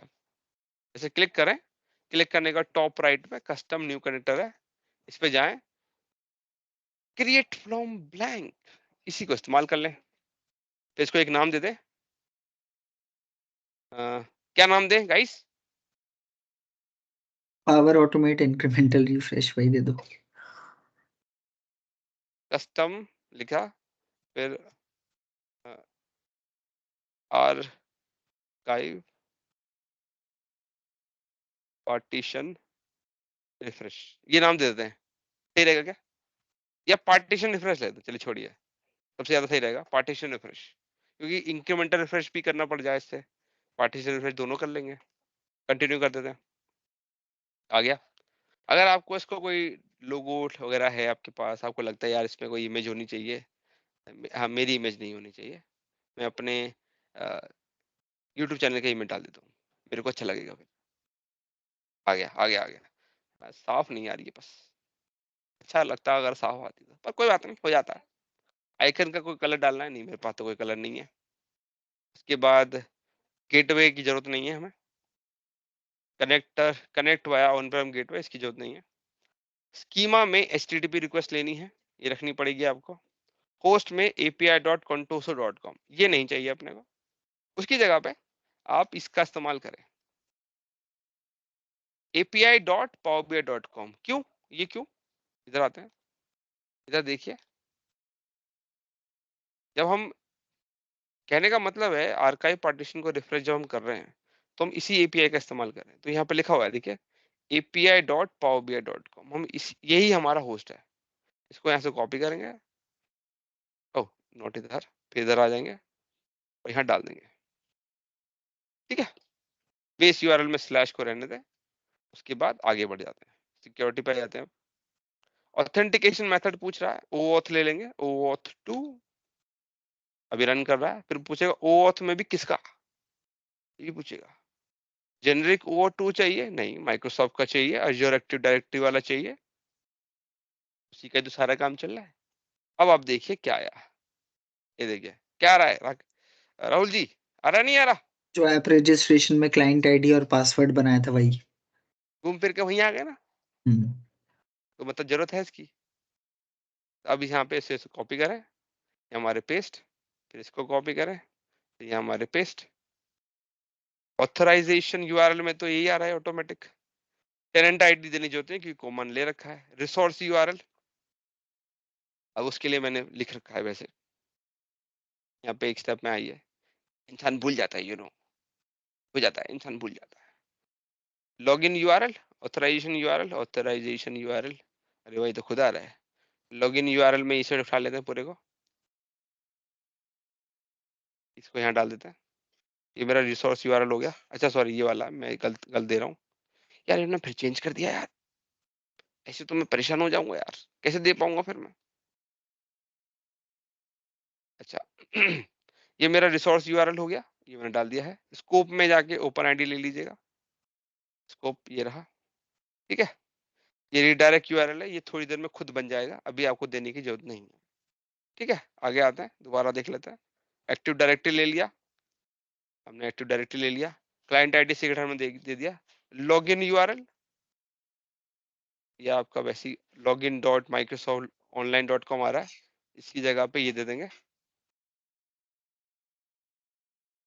ठीक है, उसके बाद टेनेंट आईडी कॉमन ही रहने दीजिए, और रिसोर्स यूआरएल में हमने दे दिया है, और इसको ऐसे ही रहने दीजिए, और स्कोप में ओपन आईडी रहने दीजिए। थोड़ा नीचे आ जाते हैं। ठीक है, ये जो रिडायरेक्ट यूआरएल है अभी थोड़ी देर में आ जाएगा। अब हम डेफिनेशन पे चले जाते हैं आगे। अब हमारा मेन काम यहाँ शुरू होगा, जो हमारा कनेक्टर है वो करने क्या वाला है, तो वो एक एक्शन करेगा, है जी, क्या करेगा, एक एक्शन करेगा। इधर आ गए, वो हमने सारा बता रखा है वैसे इधर। तो यहाँ पे जाइए, एक्शन पे जाइए, न्यू एक्शन पे क्लिक मारिए। अब एक्शन का कोई नाम लिखना है, हम इसे रिफ्रेश कहते हैं। चलिए, हमारे रिफ्रेश पार्टीशन, आर्काइव, आर्काइव दोनों पार्टीशन। दोनों दोनों करेंगे, दोनों पार्टीशन रिफ्रेश करेंगे। क्या कहते हैं, यहाँ पे स्पेस दे सकते हैं, वैसे लिख सकते हैं, डिस्क्राइब कर सकते हैं, थोड़ा समझा सकते हैं इसको, भाई करना क्या है, कैसे करना है, हाउ एंड व्हाई, सब बता सकते हैं इसको, ऐसी बात नहीं है, एक्सप्लेन कर सकते हैं, बढ़िया रहेगा हमारे लिए भी। ठीक है, उसके बाद आता है operation ID, this is unique string used to identify the operation. अब यहाँ क्या डाले यार, बड़ा कंफ्यूजिंग है, इसे तो कंफ्यूज कर दिया इसने तो। ओके, नीचे अगर आप देखते हैं वैसे एक रिक्वेस्ट आ रही है, इसमें जाएंगे इंपोर्ट फ्रॉम एग्जाम्पल, और अब आता है इतना सारा तामझाम आ गया, कंफ्यूज होने की बात नहीं है। अगर आप उस एनहांस रिफ्रेश एपीआई में जाएंगे, उस क्या कहते हैं माइक्रोसॉफ्ट डॉक में जाएंगे, तो वहां पे इसके बारे में बताया गया है। जैसे कुछ चीजें बताई गई हैं, जैसे ये जो मैं रिक्वेस्ट भेज रहा हूँ, ये किस तरह की रिक्वेस्ट है। नीचे आते हैं, और नीचे आते हैं, ये देखिए ये पोस्ट रिक्वेस्ट है एक। तो आप यहाँ पे आइए, कहाँ गया भैया, हाँ, यहाँ पे आके आपको पोस्ट पकड़ना है। अब यूआरएल क्या देना है, यूआरएल में क्या दे, ये यूआरएल में पहले से दिया गया है, और ऊपर आते हैं तो आपको ये जो ऊपर है ये कॉपी कर लेना है, ये कॉपी करके इधर डाल दीजिए। ठीक है, जैसा दे रखा है वैसे कॉपी कर लीजिए। ठीक है, कॉपी करके डाल दिया। हेडर देने की जरूरत नहीं है, सीधा बॉडी पे आ जाइए। अब कहेंगे बॉडी में क्या देना है, ये रहा बॉडी, इस पूरे को उठाइए, कॉपी करिए और डाल दीजिए इधर, ये भी हो गया। तो ये एग्जाम्पल से खुद ही समझ लेगा कि आपको क्या चाहिए, और सीधा इंपोर्ट पे मार दीजिए क्लिक। ठीक है, ये देखिए खुद ही उठा लिया इस लौंडे ने, है ना, बढ़िया।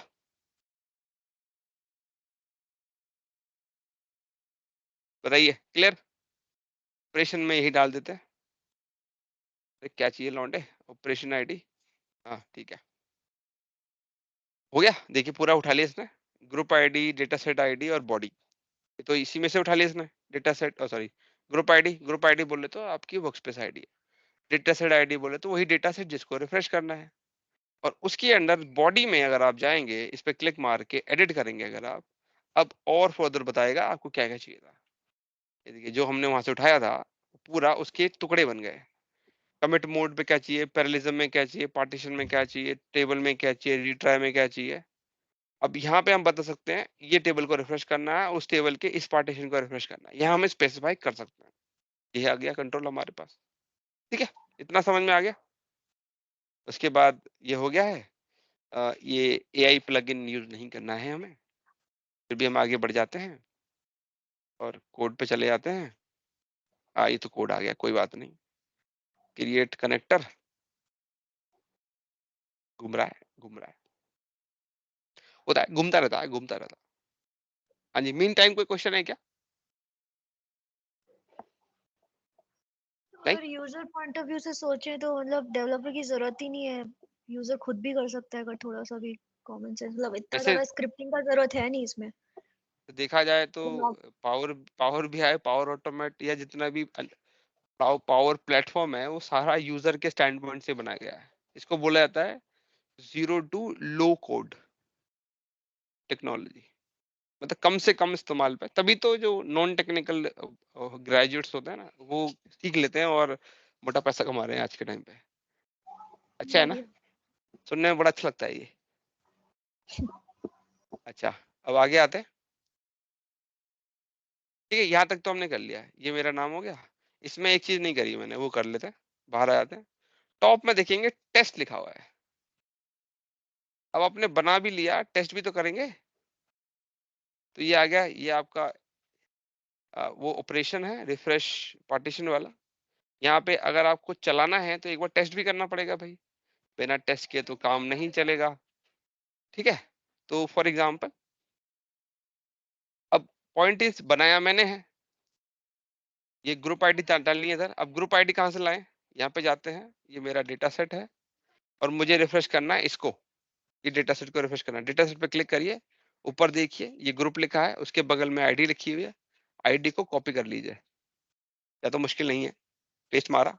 डेटा सेट आईडी चाहिए, वो भी उसके बगल में लिखी हुई है, डेटा सेट के बगल में, इसे भी कॉपी कर लीजिए और डाल दीजिए, पेस्ट। ठीक है, अगर आपको ये, अब इसके बाद ये सारे फॉर्म भरने हैं। अब ये सारा, ये अब कहेंगे ये कहाँ से आ गया, कहाँ से आ गई ये भी, अगर आप यहाँ आएंगे तो पता चलेगा यहीं से आया है। तो टाइप में डाल दीजिए फुल, जैसे मैं उठा रहा हूँ वैसे आप भी उठा के यहाँ डाल दीजिए। कमिट में डाल दीजिए ट्रांजेक्शनल, जैसे मैं डाल रहा हूँ आप भी डाल दीजिए। मैक्स पैरेललिज्म, वैसे आप पूछेंगे यार इसका मतलब क्या होता है, फुल का क्या मतलब है, ट्रांजेक्शनल का क्या मतलब है, मैक्स पैरेललिज्म का मतलब क्या है, रीट्राई काउंट का क्या मतलब है। ये सब सवाल तो ऑब्वियस है भाई, है जी। तो नीचे आते हैं तो इसके बारे में पता चलता है आपको। अच्छा ये वैसे पता नहीं ये बोलना चाहिए कि नहीं, कोई बात नहीं, आगे बढ़ते हैं। टाइप, टाइप में आपके पास ये सारे ऑप्शन है। ये देखो, full, clear value, calculate, data only, automatic, defragment. वैसे ये टॉपिक होने वाला है हमारे आगे जाके, इसके बारे में बताएंगे क्या करता है, बढ़िया काम की चीज है वैसे, हल्के में मत लेना इसको। तो अगर आपको पूरा रिफ्रेश करना है, फुल करना है तो फुल ले लीजिए। अगर आपको कैलकुलेट ऑपरेशन इसके बारे में बताना जरूरी है क्या, तो फिलहाल फुल रख देते हैं आपको। फिर कमिट मोड पे, कमिट के भी दो तरह के टाइप होते हैं, एक ट्रांजेक्शनल प्रोसेस करना है या बैच प्रोसेस करना है, राइट। ठीक है, तो इसमें भी अगर पढ़ते हैं तो क्या लिखा हुआ है कि अगर आप पार्शियल यूज करते हैं, when using this refresh operation does not occur with in one transaction. मतलब ये क्या करेगा, छोटे छोटे बैचेस बना देगा, तो one at a time process करेगा। ठीक है, one at a time process करेगा। अब फॉर एग्जांपल आपने बोले कि भाई मैंने 4 बैच बनाया है, ठीक है, अब चारों को एक साथ रिफ्रेश कराना है या एक एक के बाद रिफ्रेश कराना है।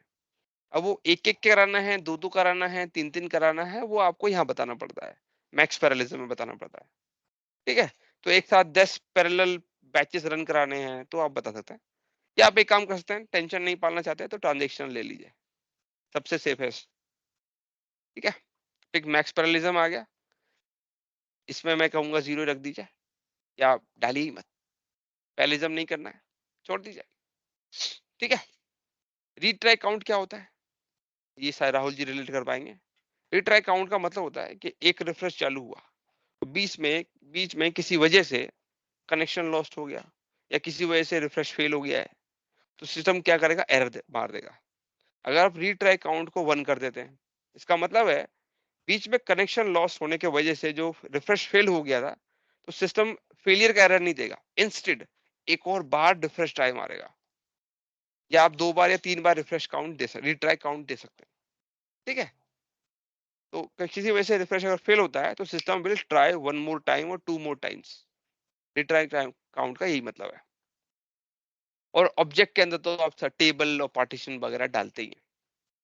और अप्लाई रिफ्रेश पॉलिसी, क्योंकि आपने रिफ्रेश पॉलिसी पहले से ही अप्लाई कर रखी है, तो इसको आपको हमेशा फॉल्स रखना है। बाकी इफेक्टिव डेट इसका भी मीनिंग है, वैसे ये नहीं बताएंगे, ये तो छुपा रहेगा। ठीक है, मैक्स पैरेललिज्म पे आ गए, कहाँ गया भैया हमारा डॉक्यूमेंटेशन, ये रहा, ये रहा। मैक्स पैरेललिज्म को 0 कर देते हैं, रीट्राई काउंट को 0 कर देते हैं। टेबल का नाम पूछ रहा है, अब कहेंगे टेबल का नाम कहाँ से लाए हम, इधर आते हैं। हाँ, ये तो मेरी विंडो है, सॉरी।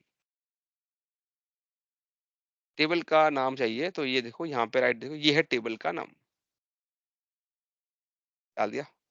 अब आता है पार्टीशन का नाम। पार्टीशन का नाम कहाँ से लाएं, पार्टीशन तो ऐसे दिखेगा नहीं, तो पार्टीशन चाहें तो आप टेबुलर एडिटर की मदद से भी देख सकते हैं। ये देखिए पार्टीशन, ये रहा, इतने सारे पार्टीशन है, राइट। अब आप कहते हैं कि मुझे 2022 का Q4 का पार्टीशन रिफ्रेश करना है, तो इधर आए और लिखें यहाँ पे 2022 Q4।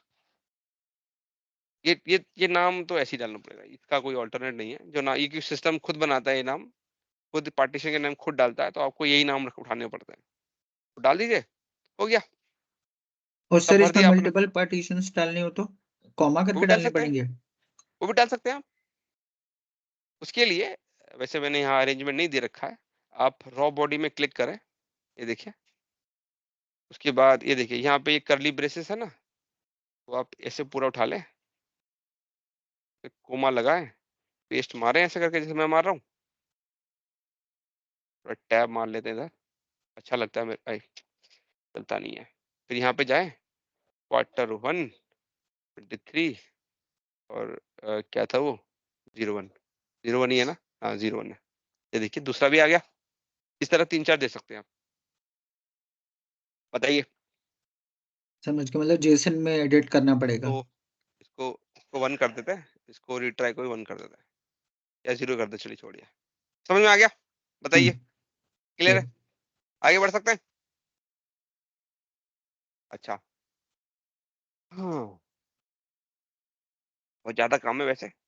अब हमने कुछ गलती करी है, इस वजह से टेस्ट ऑपरेशन चल नहीं रहा है। अब वो क्या गलती करी है वो बता दे तो मजा आ जाए। हाँ, ये कनेक्शन नहीं बनाया हमने, बस ये नीचे वाला उड़ ना जाए, बेटर मैं इसे कॉपी कर लूँ। अगर उड़ जाएगा तो दोबारा मेहनत नहीं करनी पड़ेगी। न्यू कनेक्शन पे चले जाएं, ऑथेंटिकेट तो करना ही पड़ेगा भैया आपको पहली बार। ये मैं अपने ईमेल आईडी को टाइम एरर मार रहा है, क्यों भाई, नो रिप्लाई एड्रेस, ओ ओ सॉरी, रीडायरेक्ट यूआरएल नहीं दिया हमने, इस वजह से एरर आ रही है हमें। मैंने बताया था ना, मौका मिलेगा डालने का, तो इसे क्लोज करें, अब करना पड़ेगा, फिर वापिस आए। ओह, हो जाता है, इंसान से गलती हो जाती है। डेफिनेशन पे चले जाएं, और इधर नहीं है, सॉरी, सिक्योरिटी पे आ जाए। ये देखिए बॉटम में, ये देखो आ रहा है, रीडायरेक्ट यूआरएल आ गया ना, पहले नहीं आ रहा था, अब आ गया। एक बार नोटपैड खोल लेते हैं यार, पता चले मेरी मेहनत बर्बाद हो जाए, इतना सब कॉपी पेस्ट किया था मैंने। इसको कॉपी करें, अपने अज्योर पोर्टल पे चले जाएं, और उसके ओवरव्यू में जाएं, और ये देखिए रीडायरेक्ट यूआरएल में जाके ऐड पे जाएं, और नीचे तो वैसे ऑप्शन नहीं मिलेगा, तो ऐड प्लेटफॉर्म, उसके बाद वेब ले लीजिए, वेब जरूरी है वैसे। फिर यहाँ पे रीडायरेक्ट यूआरएल में जाके यहाँ जाएं और इसको मारें पेस्ट, और कर दें कॉन्फ़िगर।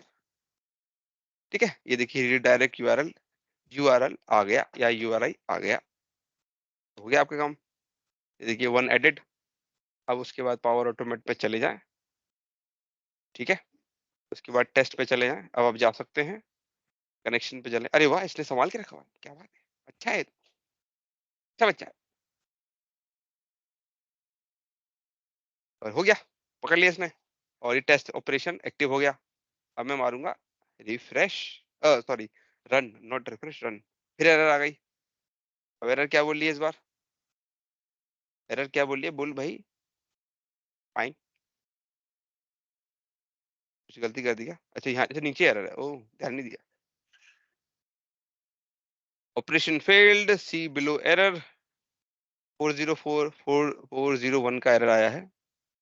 वैसे मेरे को एरर आना बनता भी है, क्योंकि मेरे को वर्क स्पेस पे कोई एक्सेस नहीं है। मतलब मी एज अ यूजर, अगर आप इधर आएंगे, कहाँ गया भैया, ये अगर ये वर्क स्पेस में जाएंगे, मेरे को एरर आना बनता भी है। मैं, ये अकाउंट किसी और का है, ये देखिए इनका अकाउंट है कमलेश जी का, और मैं एक्सेस में जाएंगे तो मेरा नाम कहीं पे भी नहीं है। मेरा जो ईमेल आईडी वैसे विज से आती है, विज, उसको एक्सेस नहीं है। और जो मैं ऑथेंटिकेट कर रहा हूँ इस एप्लीकेशन को, अपने आईडी से ऑथेंटिकेट कर रहा हूँ, इस वजह से नहीं चल रहा है। तो इसको समझते हुए हमने पहले ही एक बना के रखा हुआ है, ताकि गड़बड़ ना हो जाए। ये देखिए यही है वो, कमलेश जी के नाम से बना रखा है इसको। ठीक है, इसमें सब कुछ पहले से छपा हुआ है, सब कुछ वही है, देख सकते हैं आप। इस सिक्योरिटी पे आते हैं, ये देखिए ऑथेंटिकेट कर रखा है, सब वैसे का वैसा। ओके, डेफिनेशन देख लीजिए, यहाँ पे नाम दे रखा है वैसे। ओके ओके, सब हो चुका है इधर। कोड में कोड की क्या जरूरत है, टेस्ट, ये देखिए सब वही आ रखा है। यहाँ पे कुछ कुछ चीजें एक्स्ट्रा डाल रखी है हमने, बस यही है फर्क। ठीक है, अगर आप इसे चलाना चाहते हैं तो चलाने के लिए, क्योंकि जब एक कनेक्टर बन चुका है और आप इसको टेस्ट करना चाहते हैं, नहीं नॉट टेस्ट, चलाना चाहते हैं, शेड्यूल वगैरह करना चाहते हैं, तो आप यहाँ पे आए क्रिएट पे, तो उसके बाद शेड्यूल पे चले जाएं। शेड्यूल अगर लगाना है तो यहाँ पे बता दें कब से स्टार्ट करना है, रिपीट करना है कब कब, और यहाँ पे मंथ वीक वगैरह जो लेना है लेके बता दें। ठीक है, और अगर नहीं करना चाहते तो उस केस में आप कह सकते हैं मेरे को इंस्टेंट क्लाउड फ्लो चाहिए, मतलब शेड्यूल करना चाहें तो कर सकते हैं। उसके बाद मैं कहता हूँ मैं मैनुअल करना चाहता हूँ इस काम को, क्योंकि हमारा सिनेरियो तो मैनुअल वाला ही है। भाई यार ये नया डिजाइनर मत लीजिएगा यार, अच्छा नहीं है ये, मजा नहीं आता इसमें यार। न्यू पे आ जाइए। अब क्योंकि हमने खुद से बनाया है कनेक्टर, तो ऑल पे ना जाके कस्टम पे चले जाएं। ये रहा कस्टम, फिर आपको अपना कस्टम कनेक्टर मिल जाएगा। है, प्रीमियम कैसे हो गया, मैंने तो बनाया है, अजीब ही है यार ये भी।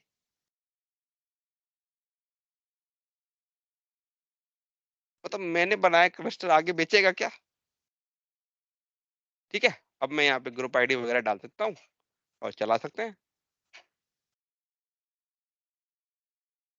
इसे कॉपी कर लेंगे या पेस्ट मार देंगे। अब डेटा सेट पूछ रहा है, डेटा सेट उसके राइट में रखा हुआ है, यहाँ पे डेटा सेट रख देंगे, टाइप में रख देंगे फुल, कमिट मोड में रख देंगे ट्रांजैक्शन, स्पेलिंग गलत ना कर दो भाई, बोरिंग तो नहीं हो रहा है? बहुत सारे स्टेप्स हैं। अरे शुरुआत है पावर BI डेवलपर की जिंदगी की शुरुआत है ये। Max parallelism 1, retry count 0। आजा नीचे भाई, पॉलिसी में बोलेंगे फॉल्स, मतलब यहाँ पे ट्रू यस नो का मतलब है ट्रू एंड फॉल्स, तो नो बोले तो फॉल्स। शुरुआत है, हो जाएगा हो जाएगा। इफेक्टिव डेट में आप आज की डेट रखते हैं वैसे, या छोड़ दीजिए। ठीक है, अब टेबल बतानी पड़ेगी। पॉइंट ये है कि मैं मानता हूँ बोरिंग तो है, पर जब बिजनेस मांगेगा तब तो नहीं बोल सकते ना, तब तो देना ही पड़ेगा। उसको चाहिए तो चाहिए, उसी के लिए पैसे दे रहा है, कहेगा मेरे को तो चाहिए। ठीक है, इसके बाद अब इसे हम सर सेव यहाँ कर पे तो देंगे। वो रॉ बॉडी वाला ऑप्शन नहीं है, क्योंकि यहाँ पे तो ओके आपने सर, एक ही पार्टीशन का नाम डिफाइन सम किया ऑफ है। The connection are not authorized. क्या नहीं किया मैंने ऑथराइज्ड, प्रो चेकर में चले आते हैं, आ जाएगा, वो भी चाहिए, वो भी मिल जाता है। एक मिनट, मैंने कुछ ऑथराइज नहीं किया हुआ है। कहाँ से चाहिए ऑथराइज, कहीं तो दिख ही नहीं रहा। रुकिए रुकिए यार, 2 हफ्ते हो गए इसको यूज नहीं किया मैंने। अच्छा ये है, देखो यहाँ पे एरर आ रही है। ये लो, अब ऑथराइज कर देगा। ऑथराइज नहीं किया था, इस वजह से परेशान हो रहा था ये। अब हो गया ना, अभी भी इनवैलिड आ रहा है। कितना इनवैलिड आएगा?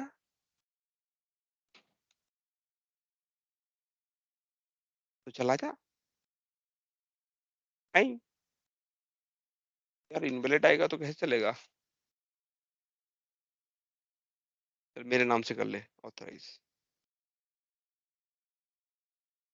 अरे हाँ लो, चलो मेरे नाम से आ गया, चलिए अब हो जाइए ऊपर, क्या ना। हाँ आई, भी नहीं हुआ। सर क्योंकि रिफ्रेश एपीआई वाला आप अपने आईडी से ऑथराइज करा रहे हो और जो सबसे ऊपर वाला है वो कमलेश की आईडी से ऑथराइज कर रहे हो, तो वो भी तो सिंक होना चाहिए ना। तीनों नहीं सर, ऑथराइजेशन एक ही यूजर आईडी पासवर्ड से होनी चाहिए ना। चलिए मैं नया बना लेता हूँ यार। एक ही ऑथराइजेशन है, 3 नहीं है वो। मैंने 3 जगहों पर ट्राई किया है, 3 अलग अलग जगह से ट्राई किया है। ओके। ये देखो फिर एरर आ रही है। कर रहा है परेशान ऐसे, ऑथराइज कैसे करूंगा जब ऐसे एरर आता रहेगा तो। चलिए कोई बात नहीं, कोई बात नहीं। हमने एक फ्लो वैसे बनाया था, वो देख लेते हैं। ये तो एरर मार रहा है, पता नहीं क्यों। शेयर विथ मी,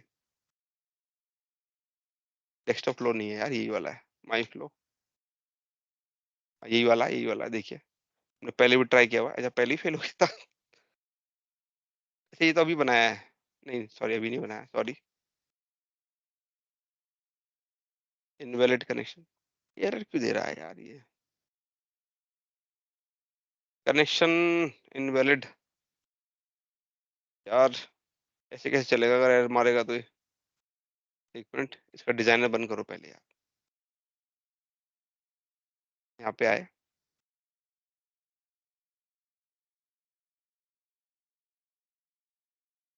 ये सारे error. Select an existing connection to create a new one. Invalid connection, invalid invalid.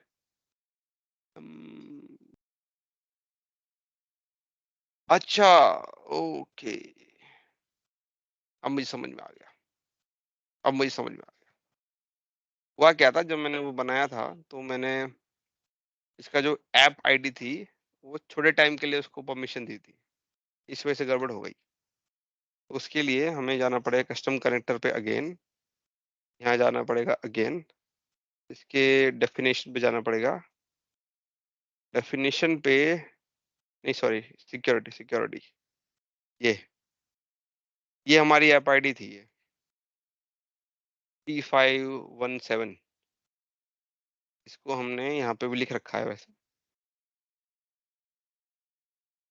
हाँ ये रही C5F17। इसका ये सीक्रेट देख लेते हैं, एक्सपायर तो नहीं हो गया कहीं, क्योंकि अगर एक्सपायर हो गया होगा तो ऑब्वियस सी बात है, दिक्कत तो करेगा ही। अगर आपको अपने पुराने ऐप्स देखने हैं तो ऐप रजिस्ट्रेशन में आए, ऐप एप्लीके सॉरी डेलीगेटेड डिलीटेड तो नहीं है ये। उसके बाद हमने यहाँ पे बनाया था, ये रहा वो ऐप जो हमने बनाया था, देखो एक्सपायर हो चुका है, देख रहे हो, देख रहे हैं गाइस? तभी वो वहां इस नहीं वजह चल से, रहा है। इस वजह से ये नहीं चल रहा है, इसी बार वो मुझे एरर दे रहा है, एरर एरर बोल रहा है। तो क्योंकि इसका जो सीक्रेट था वो एक्सपायर हो गया है, अब हमें दोबारा बनाना पड़ेगा। दोबारा बनाना अगर आप चाहते हैं तो फिर सीक्रेट में आए, यदि एक्सपायर हो चुका है तो मुझे इसे डिलीट करना पड़ेगा और फिर नया बनाना पड़ेगा। नया बनाने के लिए ऐड सीक्रेट पे चले जाएं, इसको भी एक ही कम टाइम दे देते हैं वैसे, 11 तारीख और 11 से 12 और कर दिया डन। ये बन गया, इसे कर लेंगे कॉपी, दोबारा कर लेते हैं कॉपी, कॉपी करके इसकी जगह पे रिप्लेस कर देंगे ऐसे। तो इसको कॉपी कॉपी तो पहले ही कर चुके हैं, ये काम हो चुका है इधर। इसके बाद यहाँ पे आ गए, ये तो मेरा ही फ्लो, मेरा वाला ही फ्लो है। हाँ इधर आएंगे, ये मेरा वाली ये इधर आ गए और यहाँ पे जाके अब मुझे वो बदलना पड़ेगा। तो मैं इसको करूँगा एडिट, एडिट होने के बाद टिकट को यहाँ डाल देना है, आ गया। बाकी चीजें वैसी की वैसी। इसके बाद इसको अपडेट कनेक्टर कर देंगे।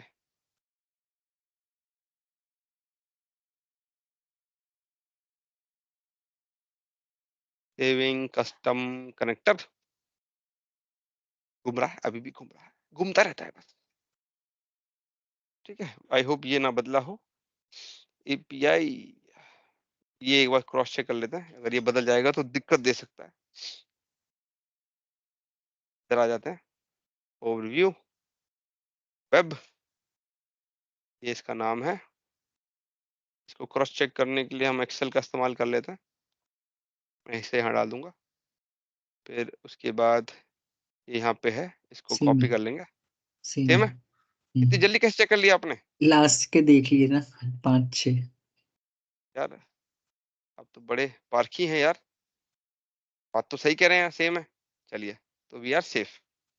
अब आ गए हम अपने क्रोम पे, यहाँ पे आ गए, ये रेडी है। टेस्ट करना चाहे तो टेस्ट कर सकते हैं।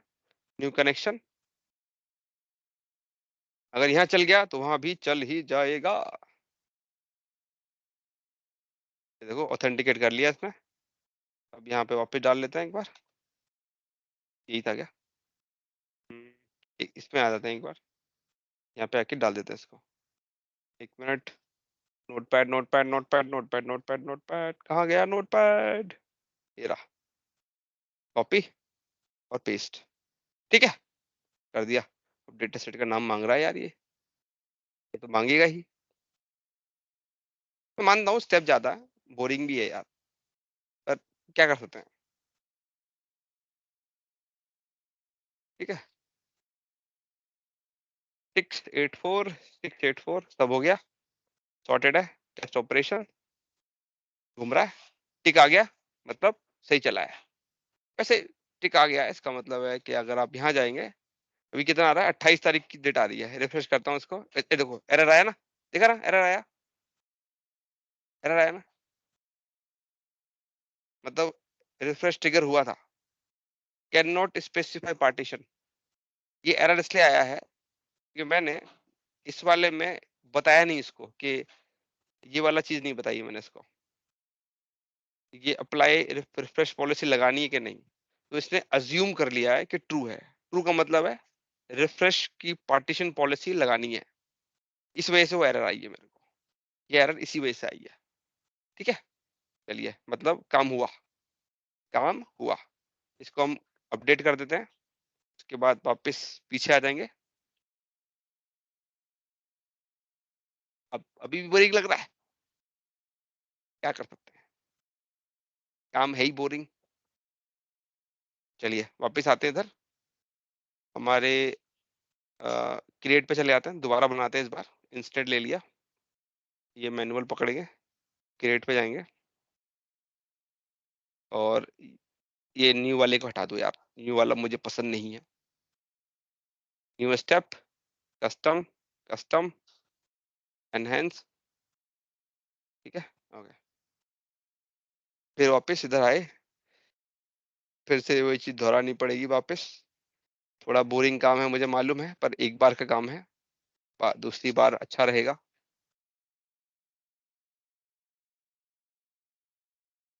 इसको यहाँ पे पेस्ट कर दिया। अब ये बोल रहा है क्या डालना है आपको टाइप में, हम कहेंगे फुल डालिए टाइप में। ये रहा फुल, कॉपी करें।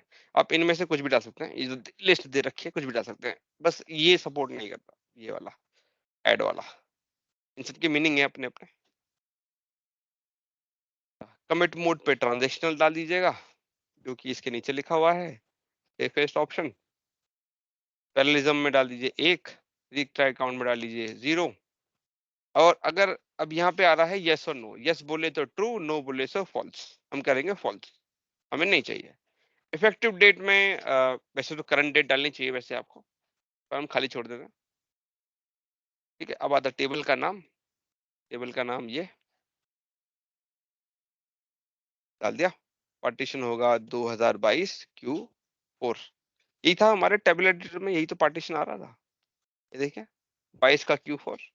मतलब ये इतना बढ़िया है, अगर आपकी कोई ऐसी रिक्वायरमेंट है जिसमें आपको एक सिंगल टेबल पूरे मॉडल में जहाँ पे 10-15 टेबल्स हैं और आपको एक स्पेसिफिक टेबल ही रिफ्रेश करनी है पूरे मॉडल की, तो वो काम हो सकता है इससे भी। इतना बढ़िया है ये,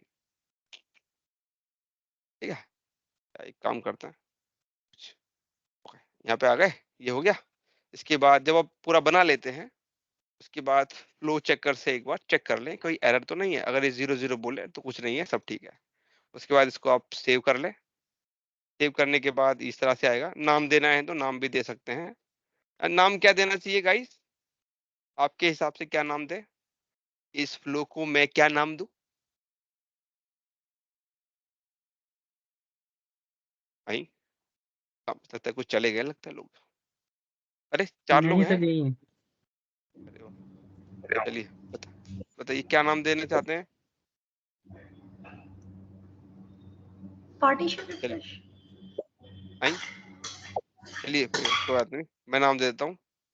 मैं कहता हूँ माई फ्लो, माई रिफ्रेश फ्लो कहते हैं। चलिए इसको माई रिफ्रेश फ्लो।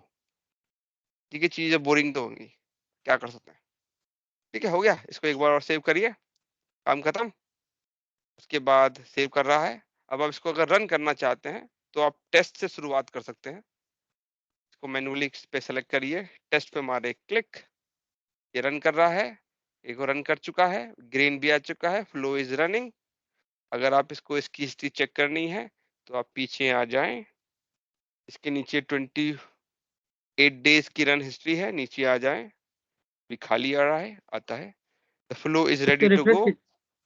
रिफ्रेश कर सकते हैं इसे। जब रिफ्रेश करेंगे तो रिफ्रेश की हिस्ट्री में आएगा। नहीं नीचे भी आता है ना एक रिफ्रेश का ऑप्शन, ऑल रन्स पे जहाँ लिखा हुआ है। ये ऑल रन लगा देते हैं, खाली आ रहा है क्योंकि हमने टेस्ट किया था अभी तक, इस वजह से। ठीक है, तो नहीं इसमें टेस्ट कर टेस्ट लिया, टेस्ट का भी दिक्कत है इसलिए बोल। टेस्ट का भी दिखता है। तो एक बार चलिए दोबारा रन कर लेते हैं एक बार। ये ऐसे कंटिन्यू नहीं क्लिक किया था मैंने, ओह सॉरी, वो मैं भूल गया था। रन फ्लो, ये देखो अब ये डन कर दिया। ये देखिए फ्लो चल पड़ा है, रनिंग आ रहा है। अब अगर आप पावर बीआई पे जाएंगे, अगर आप इसको रन करेंगे, अगर आप रिफ्रेश करेंगे विंडो को, तो बताएगा कि डेटा सेट पे एरर आ रही है। ओह एरर आ रही है, वाई? हिस्ट्री में जाते हैं, ओह इन प्रोग्रेस आ रहा है, बाहर कुछ और दिखा रहा है। तो जब ये इस एपीआई की मदद से पावर रिफ्रेश करता है तो इस तरह का नेम आता है, एनहेंस रिफ्रेश। ये वाला जब नाम आए तो समझ लीजिएगा कि ये वाली एपीआई ट्रिगर हो रही है। ये वाली एपीआई, ये वाली जो हम बता रहे हैं। ओके, क्लियर है? हाँ जी सर। इसको अब हम एक बार रिफ्रेश कर देते हैं, तब तो हो जाना चाहिए पूरा। अच्छा अभी भी रन कर रहा है, कभी कभी समय ले लेता है। देखिए अभी भी इन प्रोग्रेस आ रहा है। और अगर मैं फ्लो पे आता हूँ, फ्लो को एक बार हमें ब्राउजर को रिफ्रेश कर लेते हैं इसके, देखते हैं ये कहाँ तक पहुंचा। अभी भी ओह फेल हो गया, अरे ये तो फेल हो गया यार। अच्छा इतना टाइम लिया है, फेल हो गया है। और फेल होने एक के बार ही उसी पे बाद क्लिक, राकेश जी एक बार ही उसी पे क्लिक कीजिए जहाँ पे 11 फैब, मतलब ये जहाँ पे फेल दिखा रहा है ना, वहाँ पे मतलब फैब 11 जो लिखा हुआ है, अच्छा 1 अच्छा इस मिनट। पे क्लिक करें हैं। यहाँ पे सारे स्टेप का दिखा देता है कहाँ पे फेल हुआ करके। यार इनको तो आता है यार। आजकल यही अच्छा तो कर रहा हूँ मैं।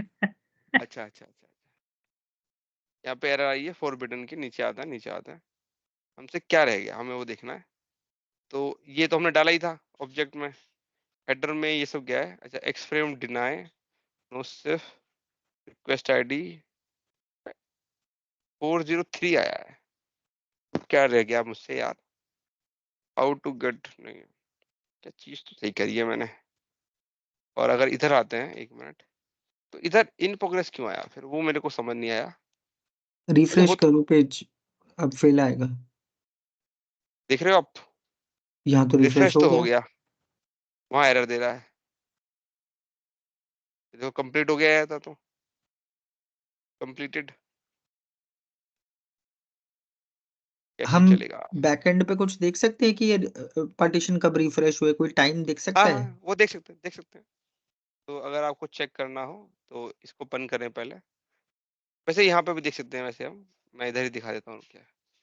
उसके लिए मुझे टेबल्स, ये पार्टीशन है, इधर आए, ये पार्टीशन पे यहाँ पे लास्ट प्रोसेस्ड 28 तारीख 4 को, 1 मिनट, यहाँ पे मुझे इस पूरे को रिफ्रेश करना पड़ेगा एक बार, कोई बात नहीं, हो जाता है, दोबारा खोल लेते हैं tabular editor,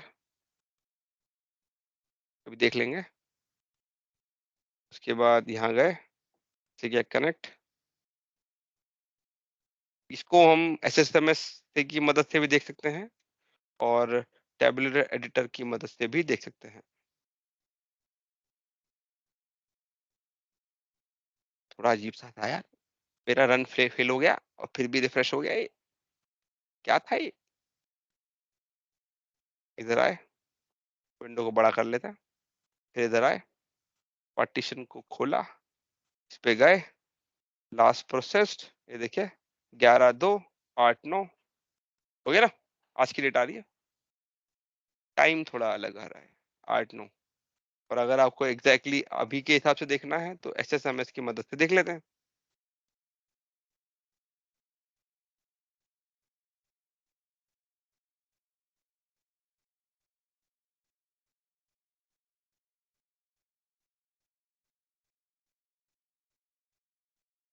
okay,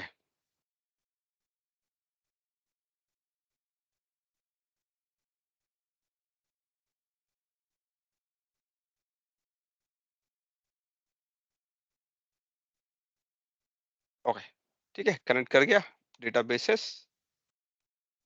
detect data change, tables, और स्टिल टेकिंग टाइम, इस पर राइट क्लिक करेंगे, पार्टीशन पे जाएंगे, अब यहाँ पे ये पूरा डिटेल दे देगा कि लास्ट प्रोसेस कब हुआ था। ये देखिए 11/2/24, 13:39:55, यही टाइम वहां पे भी आ रहा है, ठीक है ना, हो गया मतलब, सही कह रहे हैं? नहीं, कोई नहीं बोलेगा, हाँ हो गया। पर यार यहाँ एरर क्यों दे रहा है, ये जानना जरूरी है, एक बार दोबारा टेस्ट करके देखो। एक मिनट रुकिए, थोड़ा सोच लेते हैं क्या गलती कर दी भाई, ये 403 क्यों दे रहा है, मुझे लग रहा है एक आर्ग्यूमेंट नहीं दिया था मैंने, शायद उस वजह से तो नहीं आया, इफेक्टिव डेट का मुझे वैसे ही लग रहा है, फॉरबिडन लिखा है, मना, कह रहा है मना है, ग्रुप एक आईडी बार मना है, डिटेल। इनपुट आउटपुट में चेक करना क्या आ रहा है। इनपुट आउटपुट यही तो है, ग्रुप आईडी फुल है, ट्रांजेक्शनल है, मैक्स है, रिट्राई है, रिफ्रेश पॉलिसी में नो है, ऑब्जेक्ट में ये दे रखा है, सही है, सही तो है, टेबल का नाम, पार्टीशन का नाम, सर आउटपुट में पर देखिए, ऑब्जेक्ट में तो बहुत सारी चीजें थी ना जो आपने नोटपैड में कॉपी पेस्ट की थी, इसमें ये दो रही ना, लाइनें क्यों आ रही हैं? ये रही ना वो, अच्छा, ये देखिए, ये तो रही, ऊपर तो है, नहीं पर जो वो माइक्रोसॉफ्ट के डॉक्यूमेंटेशन के हिसाब से तो बहुत सारी चीजें होती हैं, राइट, उस नहीं कोड के वो अंदर। ऊपर दी ना मैंने, देखिए, अच्छा, वो ऊपर चीज दे दी तो इसने नीचे देने की जरूरत नहीं है, ओके। इसने क्या किया है, ऑब्जेक्ट को अलग दिखा रहा है और बाकियों को अलग अलग दिखा रहा है, ठीक है, ये मेरे को लग रहा है अप्लाई रिफ्रेश पॉलिसी नो क्यों किया है हमने, यस क्यों नहीं किया, क्योंकि हम तो रिफ्रेश। नहीं, अब रिफ्रेश पॉलिसी का मतलब है इंक्रीमेंटल रिफ्रेश पॉलिसी, वो तो हम पहले से लगा चुके हैं ना, अच्छा, इसलिए नो करनी पड़ी है, इधर देख लेते हैं, स्टेटस में 403 आया है, strict transport security max include subdomains, X frame option deny, ये कुछ हो गया है मना, नो सेव रिक्वेस्ट आईडी, सब तो ठीक है यार, ये मना हो गया है कह रहा है।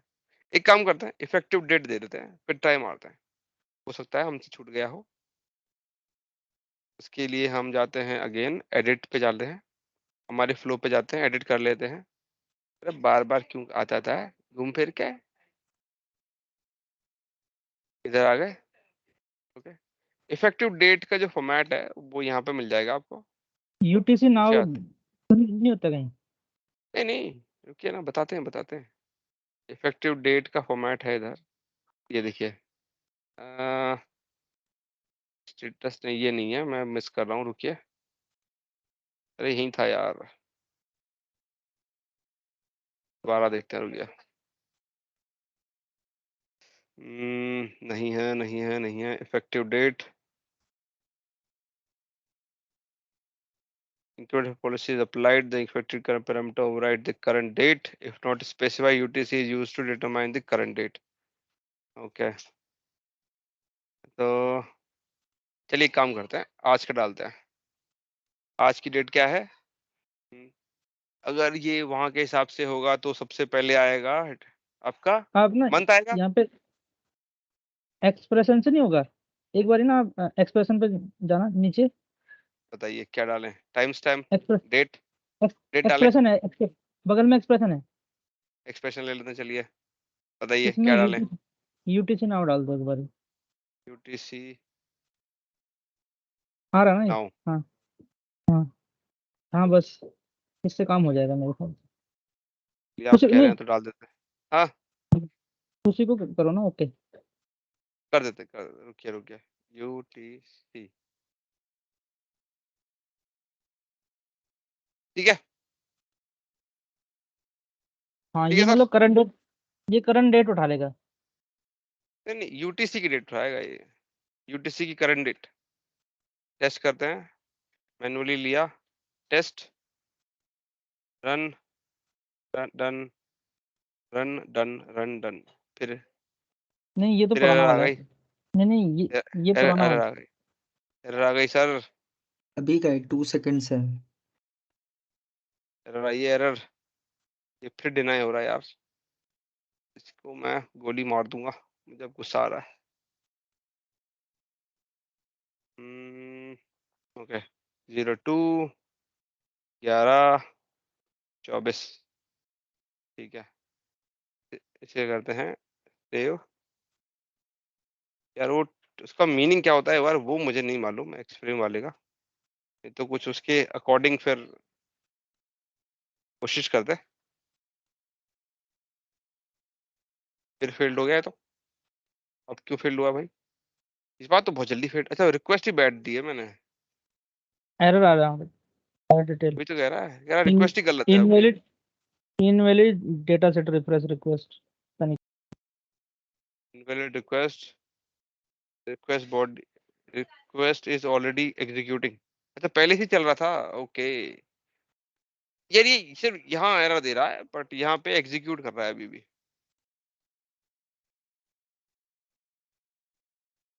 यहाँ पे आते हैं, अरे पहली वाली हिस्ट्री। रिक्वेस्ट चल रही होगी ना आपकी, इसीलिए दूसरी वाली। ये भी बात सही है, इसलिए मना कर दिया इसने कि भैया और मत दो, पहले से चल रहा है काम। चलो ये तो कंप्लीट हो गया। अब इस पे वापस आते हैं, इसको टेस्ट, इसके बाद manually run flow, done, running. ये देखिए ये घूम रहा है, मतलब टाइम ले रहा है, 3 सेकंड हो गए। अब फिर एरर आ गया, हाउ टू फिक्स। इस बार क्या एरर आई है, 2 सेकंड में आ गया। इस बार फॉरबिडन आया, फिर से वही वाला error, X frame option deny, X frame option deny. How to get this date from newly created task in planner. नहीं, this error was temporary, you can try. Okay, temporary error है क्या?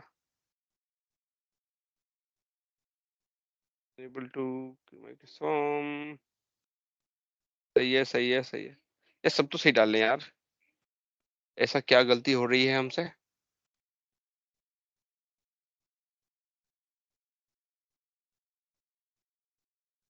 New designer देखते हैं, शायद ये कुछ मदद कर पाए।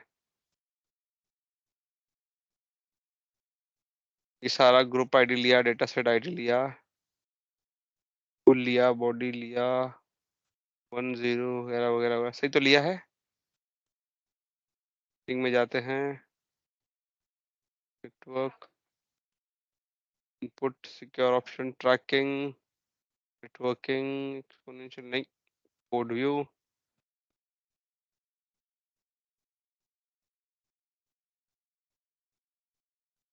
तो ठीक है यार, इनेबल स्टैट्स, इसकी जरूरत नहीं है। तो ठीक है यार, पता नहीं क्यों गलती कर रहा है, क्यों आ रही है गलती। फ्लो चेकर भी कोई एरर नहीं दे रहा, टेम्पररी एरर होगा फिर तो यार, ठीक हो जाएगा अपने आप।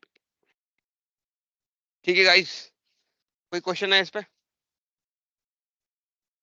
तो यहीं तक था हमारा आज का सेशन।